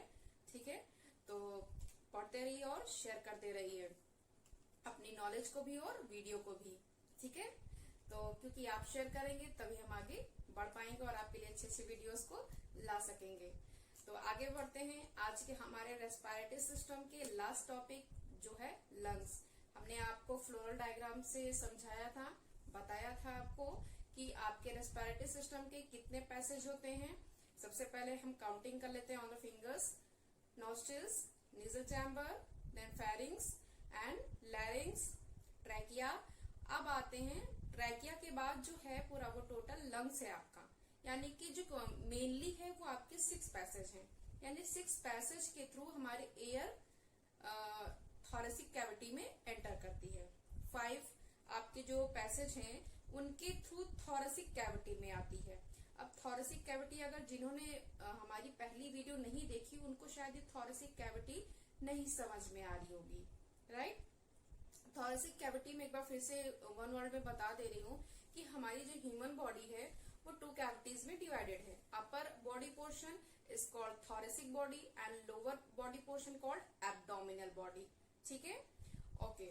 तो और थोरेसिक बॉडी में हमने ये भी आपको बताया था कि जो हमारा ट्रैकिया है वो हमारा नेक का पोर्शन है, ना कि थोरेसिक कैविटी का पार्ट है। ओके, जस्ट हमारा यहाँ से लेकर, यानी कि ये जो हमारा बॉडी पार्ट है, अपर बॉडी पार्ट, इसे ही क्या बोलते हैं, थोरेसिक कैविटी। तो जब हमारी एयर नॉस्ट्रिल से होते हुए, नेजल चैम्बर से होते हुए, आपके फेरिंग से, यहाँ से फेरिंग से होते हुए, ये पूरा आपका फेरिंग से होते हुए ट्रैकिया में, लैरिंग्स, लैरिंग से आपके ट्रैकिया में आएगी। ट्रैकिया के बाद जिस आपको जो ट्रैकिया डिवाइड होगी वो क्या हो गए आपके ब्रोंकस। ठीक है, सबसे पहले तो हम लंग्स के बारे में जानते हैं। ट्रैकिया के मैंने बताया इतना कि डिवाइड हो गया इनटू 2 ब्रोंकाई। ठीक है, अगर हम उसकी बात बताते हैं अभी पहले। अब यहाँ के हमने ट्रैकिया तक स्टॉप कर दे, क्योंकि हमने ट्रैकिया के बारे में पिछला पढ़ चुके हैं इतना तक, राइट। अब आते हैं हमारे लंग्स के बारे में। लंग्स क्या है बेटा? लंग्स हमारे क्या है, रेस्पिरेटरी सिस्टम का एक ऑर्गन है जो कि ब्रीदिंग प्रोसेस में हमारा मेन वर्क करता है, राइट। क्योंकि अगर लंग्स आपका फंक्शन नहीं करेगा तो ऑक्सीजन ब्लड तक नहीं ट्रांसपोर्ट हो पाएगी, और अगर ऑक्सीजन ब्लड तक ट्रांसपोर्ट नहीं हो पाएगी तो आपके जो ब्लड है वो ऑक्सीजनेटेड यानी कि प्योर नहीं हो पाएंगे, राइट। अब ये आपके जो आप समझ रहे हैं कि कैसे प्योर होने, वो मैं आगे सिस्टम आपका जो सर्कुलेटरी सिस्टम है उसमें समझाऊंगी। देखिए हमने पहले भी कहा है और फिर से कह रही हूँ कि आपके इस चैप्टर में जो भी सिस्टम है वो आपके बॉडी के अकॉर्डिंग सिस्टमैटिक ढंग से भी इसमें टॉपिक दिया गया है। यानी कि पहले डाइजेस्टिव सिस्टम, जब न्यूट्रिशन मिला तभी न्यूट्रिशन से हमारा ब्लड बना, यानी न्यूट्रिएंट्स हमारे एब्जॉर्ब हुए, ठीक है, ब्लड का फॉर्मेशन होगा। अब ब्लड का जो आपका न्यूट्रिएंट्स मिला उसका क्या होगा, ब्रेकडाउन होगा। ब्रेकडाउन ऑक्सीजन की प्रेजेंस में होता है, इसलिए रेस्पिरेटरी सिस्टम में आए। अब हमारी क्योंकि ह्यूमन फिजियोलॉजी अगर हम पढ़ लेते हैं, उसका फंक्शन पढ़ लेते हैं, तो जो लिखा हुआ वो मैटर नहीं करता है। क्योंकि अगर आप किसी चीज को, किसी का वर्किंग समझ लिए हैं, कैसे वो वर्क करता है, तो थ्योरी आपके लिए मैटर ही नहीं करती, क्योंकि आप उसके वर्क के बेसिस पे आप अपनी थ्योरी खुद पुट अप कर सकते हैं, राइट। तो इसीलिए मैं सबसे पहले आपको उसके बारे में, उसके बारे में विषय में समझाना इसलिए चाहती हूँ कि आप उसको टोटली समझ लो कि जिस बारे में मैं बात कर रही हूँ वो है क्या, ना कि लिखा हुआ तो मैं आपको समझा ही देती हूँ, लेकिन सिर्फ फोकस करिए कि जिस बारे में, जिसके टॉपिक के बारे में बात हो रही है उसका हमारा फंक्शन क्या है। अभी तक की जितने बताए सबके फंक्शन ही बताए कि फेरिंग्स का फंक्शन क्या होता है, कहाँ पे सिचुएटेड है, लेरिंग्स क्या होती है, सब बताया ना। तो इसीलिए मैंने छोटे छोटे टुकड़ों में बताया, ताकि एक साथ अगर चाहती तो मैं आपको एक वीडियो में ही पूरा रेस्पिरेटरी ऑर्गन सिस्टम जो आपका है वो फिनिश हो जाता।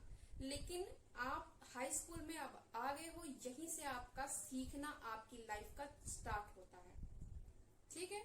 तो अब आपकी हमारी लंग्स की बात हो रही थी, राइट। लंग्स हमारा क्या है, अभी हमने बताया क्या है, रेस्पिरेटरी सिस्टम का मेन फंक्शन वर्क है, आपका मेन फील्ड है जहां से आपकी ऑक्सीजन ब्लड तक पहुंचाती है हमारा लंग्स। अब लंग्स तक ऑक्सीजन कौन पहुंचाता है भाई, अगर हमारे मेन रूम में अगर हमारी हवा ना आए, मान लीजिए पैक रहे और हवा आनी है, तो हमें एक झरोखा तो ओपन करना है ना, दरवाजा तो ओपन करना ही पड़ेगा, तभी तो हवा अंदर आ पाएगी।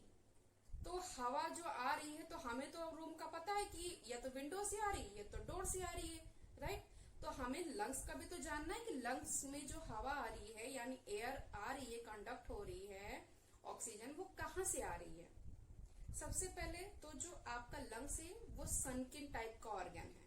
सनकिन का मतलब कि आपका स्पॉन्जी टाइप का, जैसे आपने स्पॉन्ज देखे होंगे, स्पॉन्ज को जो पानी में भरते हो, पानी में डुबोते हो, तो क्या हो जाता है, हैवी हो जाता है, और जब उसको स्क्वीज कर देते हो तो क्या हो जाता है, लाइट हो जाता है ना।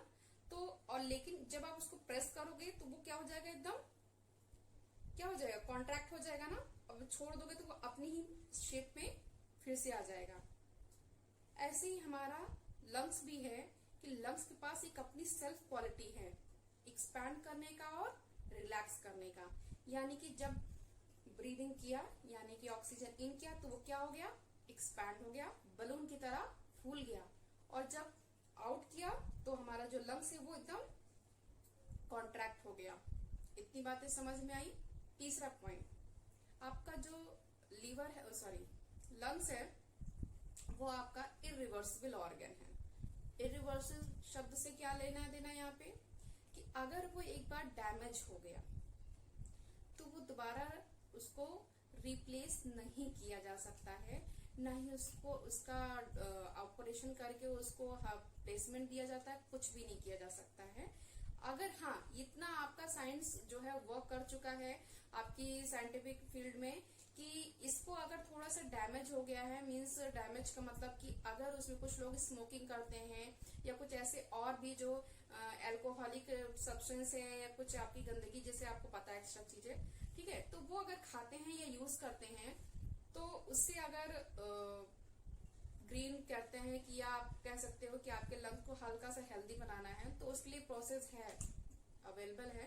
लेकिन इतनी महंगी प्रोसेस किसके पास कर पाएगा कोई, वो आसान थोड़ी ना है। अगर ये प्रोसेस बनी है हमारा, क्योंकि लंग्स हमको पता है पूरी दुनिया को ये इरिवर्सिबल है, इसका रिप्लेसमेंट नहीं हो सकता। फिर भी वैज्ञानिकों ने, यानी कि हमारी जो वैज्ञानिक पद्धति है, उसने इसका एक इलाज निकाला है कि उसको ग्रीनरी किया जा सकता है, यानी कि उसको थोड़ी सी उसकी क्लीनेस की जा सकती है। तो अगर इसको ये की जा सकती है तो जाहिर सी बात है कि बहुत ही कॉस्टली होगा, है ना। तो इतना कॉस्टली हर किसी के लिए अफोर्डेबल तो है नहीं। तो अगर अफोर्डेबल नहीं है तो क्यों ना हम अपने से ही अवेयर रहें और इन चीजों को जो आपके लंग्स को डैमेज करती है उनसे हम दूर रहें। और ये आपका जो टॉपिक है ड्रग्स से लंग्स से रिलेटेड, स्मोकिंग वगैरह, ये काफी अवेटेड आपका टॉपिक है ना, जागरूकता वाला, जो पूरी दुनिया में ये आपका है। टॉपिक चलते भी हैं कि धूम्रपान निषेध है, फिर भी लोग करते हैं और अपने लंग्स को सड़ा देते हैं। अब सड़ता कैसे है? अगर मान लीजिए एक ये जो रूम है हमारा लंग्स है, ठीक है, जिस रूम में आप हैं उस रूम में फालतू की चीजें आप भर दो और इतना भर दो कि उसमें कुछ भी जगह न रह जाए। जो आपकी जरूरत की है, जब वो आप भरने जाओ या रखने चाहो तो उसमें स्पेस ही ना रहे। तो क्या आपके ऐसे ही हमारा लंग्स भी होता है कि स्मोकिंग करके या टबैको यूज करके या आपका अल्कोहल यूज करके आप ये सब जब करते हैं तो हमारा लंग्स से जो क्या होता है, गंदी चीजों से क्या हो जाता है, वो एकदम फुलफिल हो जाता है। तो ऑक्सीजन जाने की तो जगह ही नहीं होती है। अब ऑक्सीजन कैसे जाएगा? अभी मैं बताऊंगी कि ऑक्सीजन क्यों फंस जाती है। आपको लगता है कि अरे ऑक्सीजन कोई बहुत बड़ी सॉलिड चीज थोड़ी ना है, वो तो गैस है, गैस तो कहीं भी जा पास हो सकती है। लेकिन मान लीजिए आपने किसी रूम में कुछ उसको जलाया है, कोई चीज है ना, कोई चीज अगर जलाई है तो पूरे रूम में धुआं हो जाता है, स्मोक हो जाता है। तो क्या उस रूम में आप खड़े होकर के सांस ले सकते हो? नहीं ले सकते हो, तुरंत बाहर भागने की कोशिश करते हो। इवन उस स्मोक को भगाने के लिए आप पंखे भी बंद कर देते हो। तो जब आप रूम से स्मोक को नहीं भगा पाते हो, जबकि वो एक दीवारों से बना रूम है ना, तो आप लंग्स से कैसे हटा सकते हो? लंग्स में भी ऑक्सीजन प्रेफर नहीं करेगी कि ऑलरेडी इतनी चीजें हैं तो मैं वहां पे जाके क्या करूं। वहीं से आपकी ब्रीदिंग प्रोसेस स्लो हो जाती है और लंग्स डैमेज हो जाता है। ठीक है, तो आगे बढ़ते हैं। आपके आज के मेन टॉपिक इतना बताया लंग्स के बारे में। ये आपके जनरल नॉलेज के लिए है। हो सकता है किसी को पता हो, कुछ चीजें किसी को पता भी होती हैं लेकिन उसको याद नहीं होती है। ठीक है, तो आगे चलते हैं कि आपका ये देख रहा होगा, लंग्स दिख रहा होगा स्ट्रक्चर। अब इसके अंदर का ये जो ट्री बना हुआ, ट्री लाइक स्ट्रक्चर, इसको बोलते हैं ब्रोंकियल ट्री। हम स्टार्टिंग से स्टार्ट करते हैं कि हमने आपका लैरिंक्स पढ़ लिया। ठीक है, लैरिंक्स आपका हट गया। अब ये है ट्रैकिया। ठीक, ट्रैकिया आपका ये पोर्शन। अब ट्रैकिया हमारी 2 पार्ट्स में डिवाइड हो गई। लंग्स हमारे 2 होते हैं, एक होता है राइट, एक होता है लेफ्ट। ठीक है, राइट एंड लेफ्ट 2 लंग होते हैं हमारे, 2 लंग्स होते हैं। और ये इतना बड़ा होता है, पहले भी बता चुकी हूँ कि 80 मीटर स्क्वायर होता है इसकी चौड़ाई, एक टेनिस कोर्ट के बराबर। ऐसा नहीं जहाँ पे टेनिस प्ले करते हैं उसके बराबर। और छोटा नहीं कोई, बड़ा, काफी बड़ा होता है। अब कितना बड़ा, वो तो आप एल्बोली के नंबर्स जब एल्बोलाई के जानोगे तब पता चलेगा कि इतने होते हैं। तब आपको इमेजिन कर सकते हो कि हाँ कितना बड़ा हो सकता है। 80 मीटर स्क्वायर का मतलब क्या होता है, आप खुद इसमें जो है दिमाग लगाइए, है ना। तो लंग्स आपके 2 होते हैं, राइट एंड लेफ्ट। और ये आपके ट्रैकिया 2 पार्ट्स में डिवाइड हो जाते हैं। ठीक है, और इनका डिवाइड होना ही क्या होता है, ये आपके थोरेसिक कैविटी में एंटर कर गए। अब यहाँ से ये जब डिवाइड हो गए तो ये क्या पोर्शन, लंग्स का पोर्शन क्या हो गया, थोरेसिक कैविटी, इसमें क्या हो गए, एंटर कर गए। अब थोरेसिक कैविटी में जब एंटर कर गए तो ये क्या होंगे।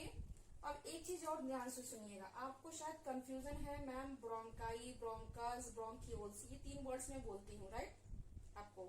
अब इसमें बिल्कुल कंफ्यूजन नहीं होगा, सुनिए, सुनते जाइए ध्यान से। लेकिन ये जब आपका ट्रैकिया डिवाइड हुआ, देख रहे हैं, ये मैं फिर से स्केच कर रही हूँ, ये डिवाइड हुए ना, ये इसको बोलते हैं बेटा, अगर हम सिर्फ एक तरफ की बात करें, इसकी खाली बात करें तो ये होगा ब्रोंकस। ठीक है, अगर हम एक तरफ की बात करते हैं तो ये होगा ब्रोंकस, यानी हमने लेफ्ट की बात की तो लेफ्ट ब्रोंकस, ठीक है। अब ये जो है देखिए लेबलिंग हुई है राइट ब्रोंकस, यानी राइट की बात हो रही है तो राइट ब्रोंकस। आपकी ट्रैकिया जब इस तरह है और ये दोनों ऐसे डिवाइड हो गए, दो डिवाइड हो गए ट्रैकिया, मान लीजिए एक सीधी लाइन है, ये मान लीजिए हमारा ट्रैकिया है, ठीक है, और ये इस तरह से डिवाइड हो गए, ठीक है। तो इनको उन्होंने कहा कि है तो एक ही तरह से जो आए हैं, आए तो हम एक ही जगह से आए हैं ना, तो इसके लिए इसका नाम क्या हो गया, दोनों का ब्रोंकस ही नाम है, दोनों का ब्रोंकस नाम है, लेकिन एक राइट है एक लेफ्ट है, एक लेफ्ट है एक राइट है, ठीक है। जैसे दो, अगर एक पेरेंट्स के दो बच्चे होते हैं, दोनों ही लड़के हैं, अगर तो अलग अलग हैं तो उनके क्या होंगे, अपने अपने नाम होंगे, लेकिन जब एक साथ आएंगे तो क्या करेंगे, ये दोनों भाई हैं, यही तो बोला जाएगा ना। सेम इसी के साथ है कि अगर ये दोनों आए हैं और अलग अलग हुए हैं तो इनको बोला गया है राइट ब्रोंकस, इनका नाम है, और इनका नाम है लेफ्ट ब्रोंकस। लेकिन अगर हम इन दोनों की एक साथ बात करेंगे तो इन दोनों को बोला जाएगा ब्रोंकाई, ठीक है, ब्रोंकाई। ये अगर हम दोनों को एक साथ बोलेंगे तो क्या बोलेंगे, ब्रोंकाई। इतना क्लियर हो गया होगा। आगे आते हैं। अब देखिए जो ये आपका कुछ इसमें जो डिवाइडेड हुए हैं, जो मैं ब्रोंकियल ट्री का नाम देती हूँ, ये ट्री लाइक इसलिए है क्योंकि आपने पेड़ में देखे होंगे कि शाखाएं आपस में क्या होती हैं, डिवाइड होती जाती है, यानी शाखाओं के ऊपर शाखाएं निकलती रहती है। एक ब्रांच है तो उससे फिर से दूसरी ऐसी ब्रांच निकल आती है, फिर से ऐसे तीसरी ब्रांच निकल आती है, निकलती रहती है, और उसमें लीव्स भी आते रहते हैं। इसी तरह जो हमारा ट्रैकिया है, एक में डिवाइड हुआ तो जो इसके पास लेफ्ट ब्रोंकस हुए, ठीक है, तो लेफ्ट ब्रोंकस में भी फिर से फर्दर डिवीजन हो गया, यानी सेकेंडरी। ये हो गया प्राइमरी डिवीजन, ठीक है, ये प्राइमरी। अब ये जो हो रहा है सेकेंडरी, इसमें 3 बार ही डिवीजन खाली होगा, ठीक है, इसमें 3 बार ही डिवीजन होगा। ये सेकेंडरी, इसमें भी क्या है, ये सेकेंडरी है ना, दिख रहा है, ये देखिए, ये ठीक, ये सेकेंडरी है। टर्सरी में जो ब्रोंक्यूल्स की मैं बात करती हूँ, जब ये टर्सरी डिवाइड होती है, ये देखिए, ये है ना, ये जो लास्ट वाला जो सबसे है, इसके बाद इसमें कोई डिवीजन नहीं होगा।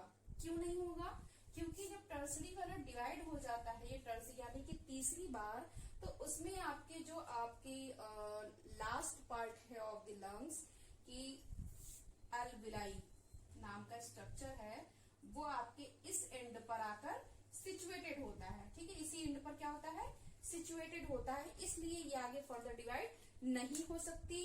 जैसे आपको स्कूल से घर पहुंचने का, जब आप अपनी घर की आखिरी गली में आ गए हो तो घर में घुसने के अलावा दूसरी गली में नहीं जाओगे, है ना। तो इसी तरह आप समझ लीजिए कि जब इनका रास्ता मिल गया कि हाँ एल्विलाई तक पहुंच गए, तो क्यों डिवाइड होंगे, है कि नहीं। तो इसी तरह आपके जब डिवाइड हुए, 3 बार डिवाइड हुए, इसलिए इसको primary division, secondary, then tertiary. Tertiary division में जो आएंगे उनको ही हम नाम देंगे ब्रोंक्यूल्स। ये देख रहे हैं, टर्सरी, टर्सरी में ही इनको नाम क्या दिया गया है, ब्रोंक्यूल्स। ये इसमें भी वही होंगे ब्रोंक्यूल्स और उसमें भी ब्रोंक्यूल्स होंगे।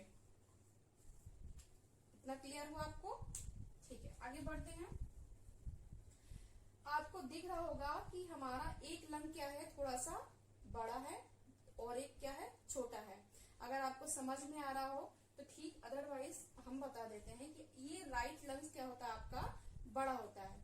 ये क्वेश्चन पूछा नहीं जाता है, ये सिर्फ जनरल नॉलेज के लिए बता दे रही हूँ कि आपका जो राइट लंग्स होता है वो लेफ्ट से क्या होता है, बिगर होता है, ठीक है, bigger than left angle lungs. क्यों होता है इसका भी रीजन जान लीजिए। हमारे इसमें देख रहे होंगे 2 लंग्स के बीच में कुछ स्ट्रक्चर बना हुआ है, ये देख रही है आप, किस चीज का स्ट्रक्चर हो सकता है, हार्ट का, ठीक है। हमारे 2 लंग्स के बीच में कौन सा ऑर्गन पाया जाता है, हार्ट, ठीक है। In heart is situated between 2 lungs, ठीक है। 2 लंग्स के बीच में हमारा जो ऑर्गन पाया जाता है उसे हम हार्ट कहते हैं, या हार्ट हमारे 2 लंग्स के बीच में, फेफड़ों के बीच में पाया जाता है। अब ये आप हार्ट देख रहे हैं, ये सीधा तो है नहीं, सीधा नहीं है ना, कुछ देख रहे हैं आप, इस तरह है ये, बेंड है ये। तो कोई भी चीज अगर बराबर से मान लीजिए नहीं रखी हुई, एक तरफ का ज्यादा पोर्शन अगर इस पे आ गया तो इसको क्या करेगा, ये दबाएगा और ये इसको क्या करेगा, अगर ये ऐसा है, ठीक है, ये इस तरह है, तो इस तरफ को क्या करेगा, ऐसा धक्का देगा ना कि अरे चलो इसको तो ये क्या कर रहा है, इस लंग्स को थोड़ा ऊपर उठा रहा है। जब इसको ऊपर उठा देगा तो ये थोड़ी सी नीचे की तरफ बेंड हो जाएंगे, तो ये क्या हो जाएगा, हैवी हो जाएगा। इसलिए जो इसका वेट है वो 625 ग्राम है और इसका जो है वो 575 ग्राम है। ठीक है, इसका साइज। अब ये बता दिया कि हार्ट आपके दो लंग्स के बीच में ही होते हैं, किनारे नहीं होते हैं। ठीक है, ओके। अब आगे बढ़ते हैं, इस पॉइंट को देख लेते हैं कि these are primary organ for respiration. जो लंग्स है आपका ये प्राइमरी ऑर्गन है for the respiration and which are located on the two sides of the heart. ये देखिए, डायरेक्ट कहिए चाहे इनडायरेक्ट बोलिए, इंग्लिश में स्पीच है ना, डायरेक्ट एंड इनडायरेक्ट। तो इसमें कहा है कि आपके जो दोनों लंग्स हैं वो हार्ट के क्या है, on the two sides of, यानी कि हार्ट के एक दोनों साइड में क्या है, सिचुएटेड है। अब अपर साइड में भी लंग्स है और लोअर साइड में भी है, हार्ट के दोनों साइड में, इस साइड में भी है और इस साइड में भी है।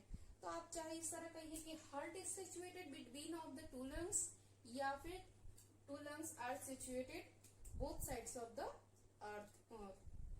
Heart, sorry. ठीक है, कि हार्ट के दोनों साइड में लंग्स सिचुएटेड हैं या फिर हार्ट दोनों लंग्स के बीच में सिचुएटेड है। बात तो एक ही हुई ना, मीन्स तो एक ही निकलेगा। चलिए आगे बढ़ते हैं। अब हमारा जो लंग्स है वो आपको यहाँ ब्लू कलर का दिख रहा होगा, आउटिंग दिख रही होगी। आप सोच रहे मैम ने ये ब्लू कलर क्यों बनाया है, इसमें भी कुछ ना कुछ रीजन है तभी मैम ने बनाया ना। तो आपके लंग्स में आपको जो ब्लू कलर का दिख रहा होगा, ये आपके कि they transport oxygen from the atmosphere into blood and release carbon dioxide from blood atmosphere. They are enclosed by protective membrane called pleura. देखिए, आपको ये तो हमें बताने की जरूरत नहीं है कि इन्वायरमेंट से ऑक्सीजन को लेते हैं और लंग्स को देते हैं, एंड लंग्स से कार्बन डाइऑक्साइड लेकर के एटमॉस्फेयर को हम देते हैं। इतना तो आपको पहले से ही क्लियर है। ये आपके जो लंग्स है वो 2 लेयर से कवर्ड है, इनक्लोज्ड है, बंद है, पैक है। ठीक है, कौन कौन सी, आपकी पहली लेयर ये है प्लूरा, जो कि आपके लंग्स के एकदम आउटर कवरिंग है, पहली परत है, बाहरी परत। ठीक, अब इसमें आपको ये ब्लू ब्लू कलर का दिख रहा है, पानी जैसा, या मैंने इसको जो फिल कर दिया है वो पानी जैसा इसलिए मैंने बोला क्योंकि ये जो है ये फ्लूइड है। ये क्या है, फ्लूइड है, ये जली like substance, jelly like substance. ठीक है, तो इसको बोलते हैं प्लूरल फ्लूइड। अब इनका फंक्शन क्या है आपको ही पता है, जैसे हमारा जो ब्रेन है वो किस में है, स्कल के अंदर है। स्कल का फंक्शन क्या है, प्रोटेक्शन का है, यानी कि जो आउटर हमारे आते हैं हम, या हम गिर जाते हैं या कभी चोट लग जाती है तो हमारा स्कल हमारे दिमाग को अपने अंदर क्या करता है, सेफ रखता है। उसी तरह हमारा जो लंग्स है वो बहुत ही, इसमें कोई भी आपकी मसल्स नहीं पाई जाती, लंग्स के अंदर कोई भी मसल्स नहीं पाई जाती है, सिर्फ इसमें ब्रोंक्यूल्स पाए जाते हैं, ब्रोंकस एंड ब्रोंक्यूल्स पाए जाते हैं। ठीक है, इसमें कोई मसल्स नहीं पाई जाती हैं।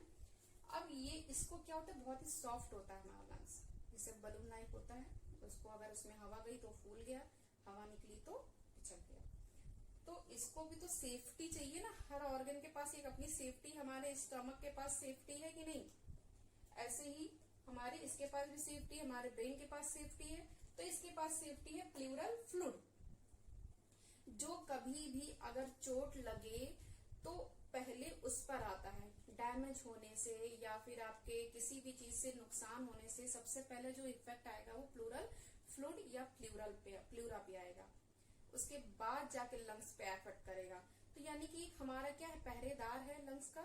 ठीक है, लंग्स का पहरेदार कौन है, प्लूरा एंड प्लूरल फ्लूइड। तो ये दो आउटर की कवरिंग है जो आपके लंग्स को सेफ रखती हैं, प्रोटेक्शन प्रोवाइड करती हैं।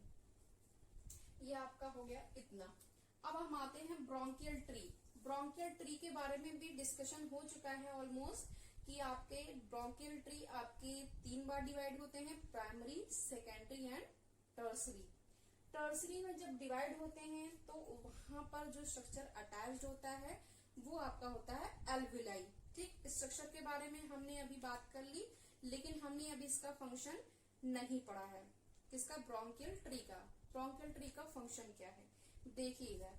ब्रोंकियल ट्री जो है वो आपकी यहाँ पे आपको भी पता है कि हमारी जो एयर है वो नॉस्ट्रिल से होते हुए nasal chamber, then pharynx and larynx, then आपका ट्रैकिया।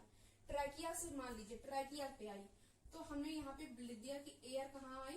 ट्रैकिया में। पूरा नहीं लिखती हूँ क्योंकि आपको कॉमन सेंस आपको पता है कि इसमें आगे क्या होगा। ठीक, ट्रैकिया के बाद कहाँ पे जाएगी हमारी एयर?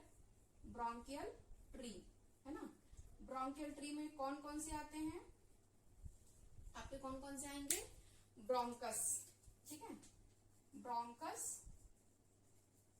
देन ब्रोंक्यूल्स, है ना ये। अब यहाँ पे हमने एल्विलाई नहीं लिखा है, ठीक, उसको अभी सुनिए। इसमें जब एयर जाती है, यहां से एयर जाएगी तो आपको लग रहा होगा कि ये सीधे एयर कहाँ जाएगी? फिर लंग्स में जाएगी। नहीं, लंग्स में नहीं जाएगी। अभी तो ये ट्रैकिया के जो ट्री है यानी ब्रोंकियल ट्री जो है उनमें गई है, और उनका सिर्फ काम है कंडक्शन करना, कंडक्शन ऑफ एयर। इनका जो फंक्शन है ये, इसमें ना ही कोई गैस एक्सचेंज होती है ना ही ट्रांसफर होती है, ठीक है। इसमें सिर्फ कंडक्शन ऑफ ऑक्सीजन यानी कंडक्शन ऑफ एयर होती है। अब हमारी नॉस्ट्रिल से लेकर लंग्स तक की इतना लंबा रास्ता क्यों बनाया? ये इतने सब डिवाइडेड क्यों किए गए हैं? क्योंकि तब तक हमारी जो एयर है वो लंग्स के अंदर तक जाकर के ठंडी हो सके, ठीक है, लंग्स के अंदर जाने तक की ठंडी हो सके, इसलिए इसका रास्ता लंबा किया गया है, ठीक है। तो आपको इतना पता चल गया, इसमें नो एक्सचेंज ऑफ एयर, है ना। या फिर इसमें ये ले सकते हैं, इसका जो फंक्शन है क्या है? Conduction of air, conduction of air, ठीक। किसमें? ब्रोंकियल ट्री में। इतना क्लियर हुआ? ब्रोंकियल ट्री में क्या होता है? कंडक्शन ऑफ एयर होता है। हो सकता है कि आपके मल्टीपल चॉइस क्वेश्चन में आ जाए कि what is the function of bronchial tree, तो आपके ऑप्शन में अगर कंडक्शन ऑफ एयर है तो इज इट राइट ऑप्शन, ठीक है, it will be right option. आगे हम पढ़ते हैं, इतना आपको समझ में आ गया है। आपका हमारा जो सबसे लास्ट पार्ट है वो है आपका एल्विलाई। एल्विलाई का क्या काम होता है? एल्विलाई आपका बलून लाइक स्ट्रक्चर होता है। इसमें हम छोटा सा बना देते हैं, बहुत बड़ा स्ट्रक्चर नहीं होता है ये, इस तरह, ठीक है। इसके अंदर का भी और पार्ट ऐसे होता है, इस तरह। आपकी बुक में भी कुछ इसी तरह स्ट्रक्चर बना होगा।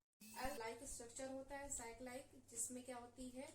हवा भरी होती है। अब हवा कहाँ से आएगी? हमारे ब्रोंकियल ट्री से होते हुए आएगी, क्योंकि जो आपके एल्विलाई है, पता है आपको कितने नंबर्स में होती है? ये एक लंग्स में मैक्सिमम 3.5 करोड़ होती हैं, मैक्सिमम 3.5 करोड़ होती हैं। तो अगर हम दोनों लंग्स की बात करते हैं एल्विलाई के नंबर्स, तो जो ऑलमोस्ट होंगे वो 7.5 करोड़ लगभग के होंगे। तो सोचिए हमारा लंग्स इतना बड़ा है, एल्विलाई के नंबर्स भी इतने बड़े हैं, 7 करोड़, 7.5 करोड़, राइट, 7.5 करोड़। तो 7.5 करोड़ एल्विलाई क्या एक टाइम पर वर्क कर सकते हैं? मान लीजिए कोई भी एम्प्लॉय है, कहीं जॉब करने गया है, तो एक साथ ज्यादा से ज्यादा 6 घंटे या 4 घंटे, क्या मान लीजिए मैं ही आपको अगर 6 से 7 घंटे पढ़ाऊंगी तो वो मैं आपको प्रोवाइड नहीं कर पाऊंगी जो मैं 3 से 4 घंटे में प्रोवाइड कर पाऊंगी, है ना। वो आपका जो टॉप मैटर होगा वो मैं इतने अच्छे से नहीं कर पाऊंगी जितना 3 से 4 घंटे में कर पाऊंगी, है ना। लेकिन आपकी जो एल्विलाई है वो एक टाइम पे, ये एल्विलाई भी ऐसे ही है कि एक टाइम पे एक साथ सब वर्क नहीं करती हैं। एल्विलाई का फंक्शन एक्सचेंज ऑफ एयर है, एक्सचेंज ऑफ गैसेस। जिन गैसेस का, जो गैसों का आपका आदान प्रदान चल रहा है आपके ब्रीदिंग प्रोसेस से डिफ्यूजन मेथड के द्वारा, तो वो क्या होते हैं आपके एल्वुलाई का होता है। यानी कि मेन हमारा हीरो कौन निकला, सब होता हुआ नॉस्ट्रल से हुआ था, मतलब सारे काम शुरुआत नॉस्ट्रल ने की, nasal chamber, then pharynx, then larynx, then trachea, bronchial tree, even पूरा किया। अंत तक किसने मेवा खाया, एल्वुलाई ने। एल्वुलाई के पास पहुंचा, उसका नाम हो गया कि अगर एल्वुलाई ना हो तो एक्सचेंज ऑफ एयर नहीं हो सकता। इसीलिए मैंने कहा था कि जो इस पूरे सिस्टम का जो हीरो है वो एल्वुलाई है। ठीक है, तो एल्वुलाई क्या करेगा, एक्सचेंज ऑफ गैसेस करेगा, यानी कि कार्बन डाइऑक्साइड को ट्रांसफर कर देगा, ठीक है, थ्रू द ब्रोंकियल ट्री, और जो आपका ऑक्सीजन है वो कंडक्ट कर लेगा, ठीक है, और लंग्स को सेंड कर देगा। और लंग्स कहाँ सेंड करेगा, टू द ब्लड। ये आपका एल्वुलाई का था। इसमें आप ये लिख सकते हो कि एक्सचेंज ऑफ एयर इसका फंक्शन है एल्वुलाई का, और कंडक्शन ऑफ एयर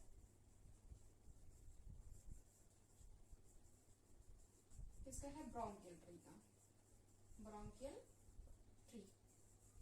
क्लियर, आपका ये रेस्पिरेटरी सिस्टम का लास्ट टॉपिक यहीं पे एंड अप होता है। ठीक है, आज की वीडियो अब यहीं पे वाइंड अप होती है, क्योंकि आपका ये पूरा टॉपिक फिनिश हो गया है। अगर आपको ये वीडियो अच्छी लगी हो तो इसको शेयर करिए, लाइक करिए। और एक चीज कि आप इसको बहुत ध्यान से पढ़िएगा, एक एक वर्ड जो इसमें आपको बताने चाहिए उससे ज्यादा मैंने आपको शेयर किया है नॉलेज। तो नॉलेज के साथ साथ आप अपने पढ़ाई के साथ साथ अपनी नॉलेज को भी पूरा रिटेन रखिए अपने माइंड में। ठीक है, बहुत ध्यान से पढ़िए, बहुत टफ बिल्कुल भी नहीं है, इजी है अगर आप माइंड को कंसंट्रेट करके पढ़ेंगे तो। ठीक है, आगे के टॉपिक्स मैं आपको अगली वीडियो में दूंगी। रेस्पिरेटरी सिस्टम आप मैन जो है ये वहीं पर वाइंड अप होता है, यहीं पर आपका। ठीक है, और इसकी मैं एक साथ वीडियो बना दूंगी ताकि आपको इजी रहे कि इसके बाद कौन सा है। कॉपी में फ्लोर चार्ट जरूर बना लीजिएगा कि ये मेरा हो गया है, ये फिनिश हो गया और ये फिनिश हो गया। ठीक है, तो मिलते हैं अगली वीडियो के साथ। Thank you for watching, subscribe my channel please.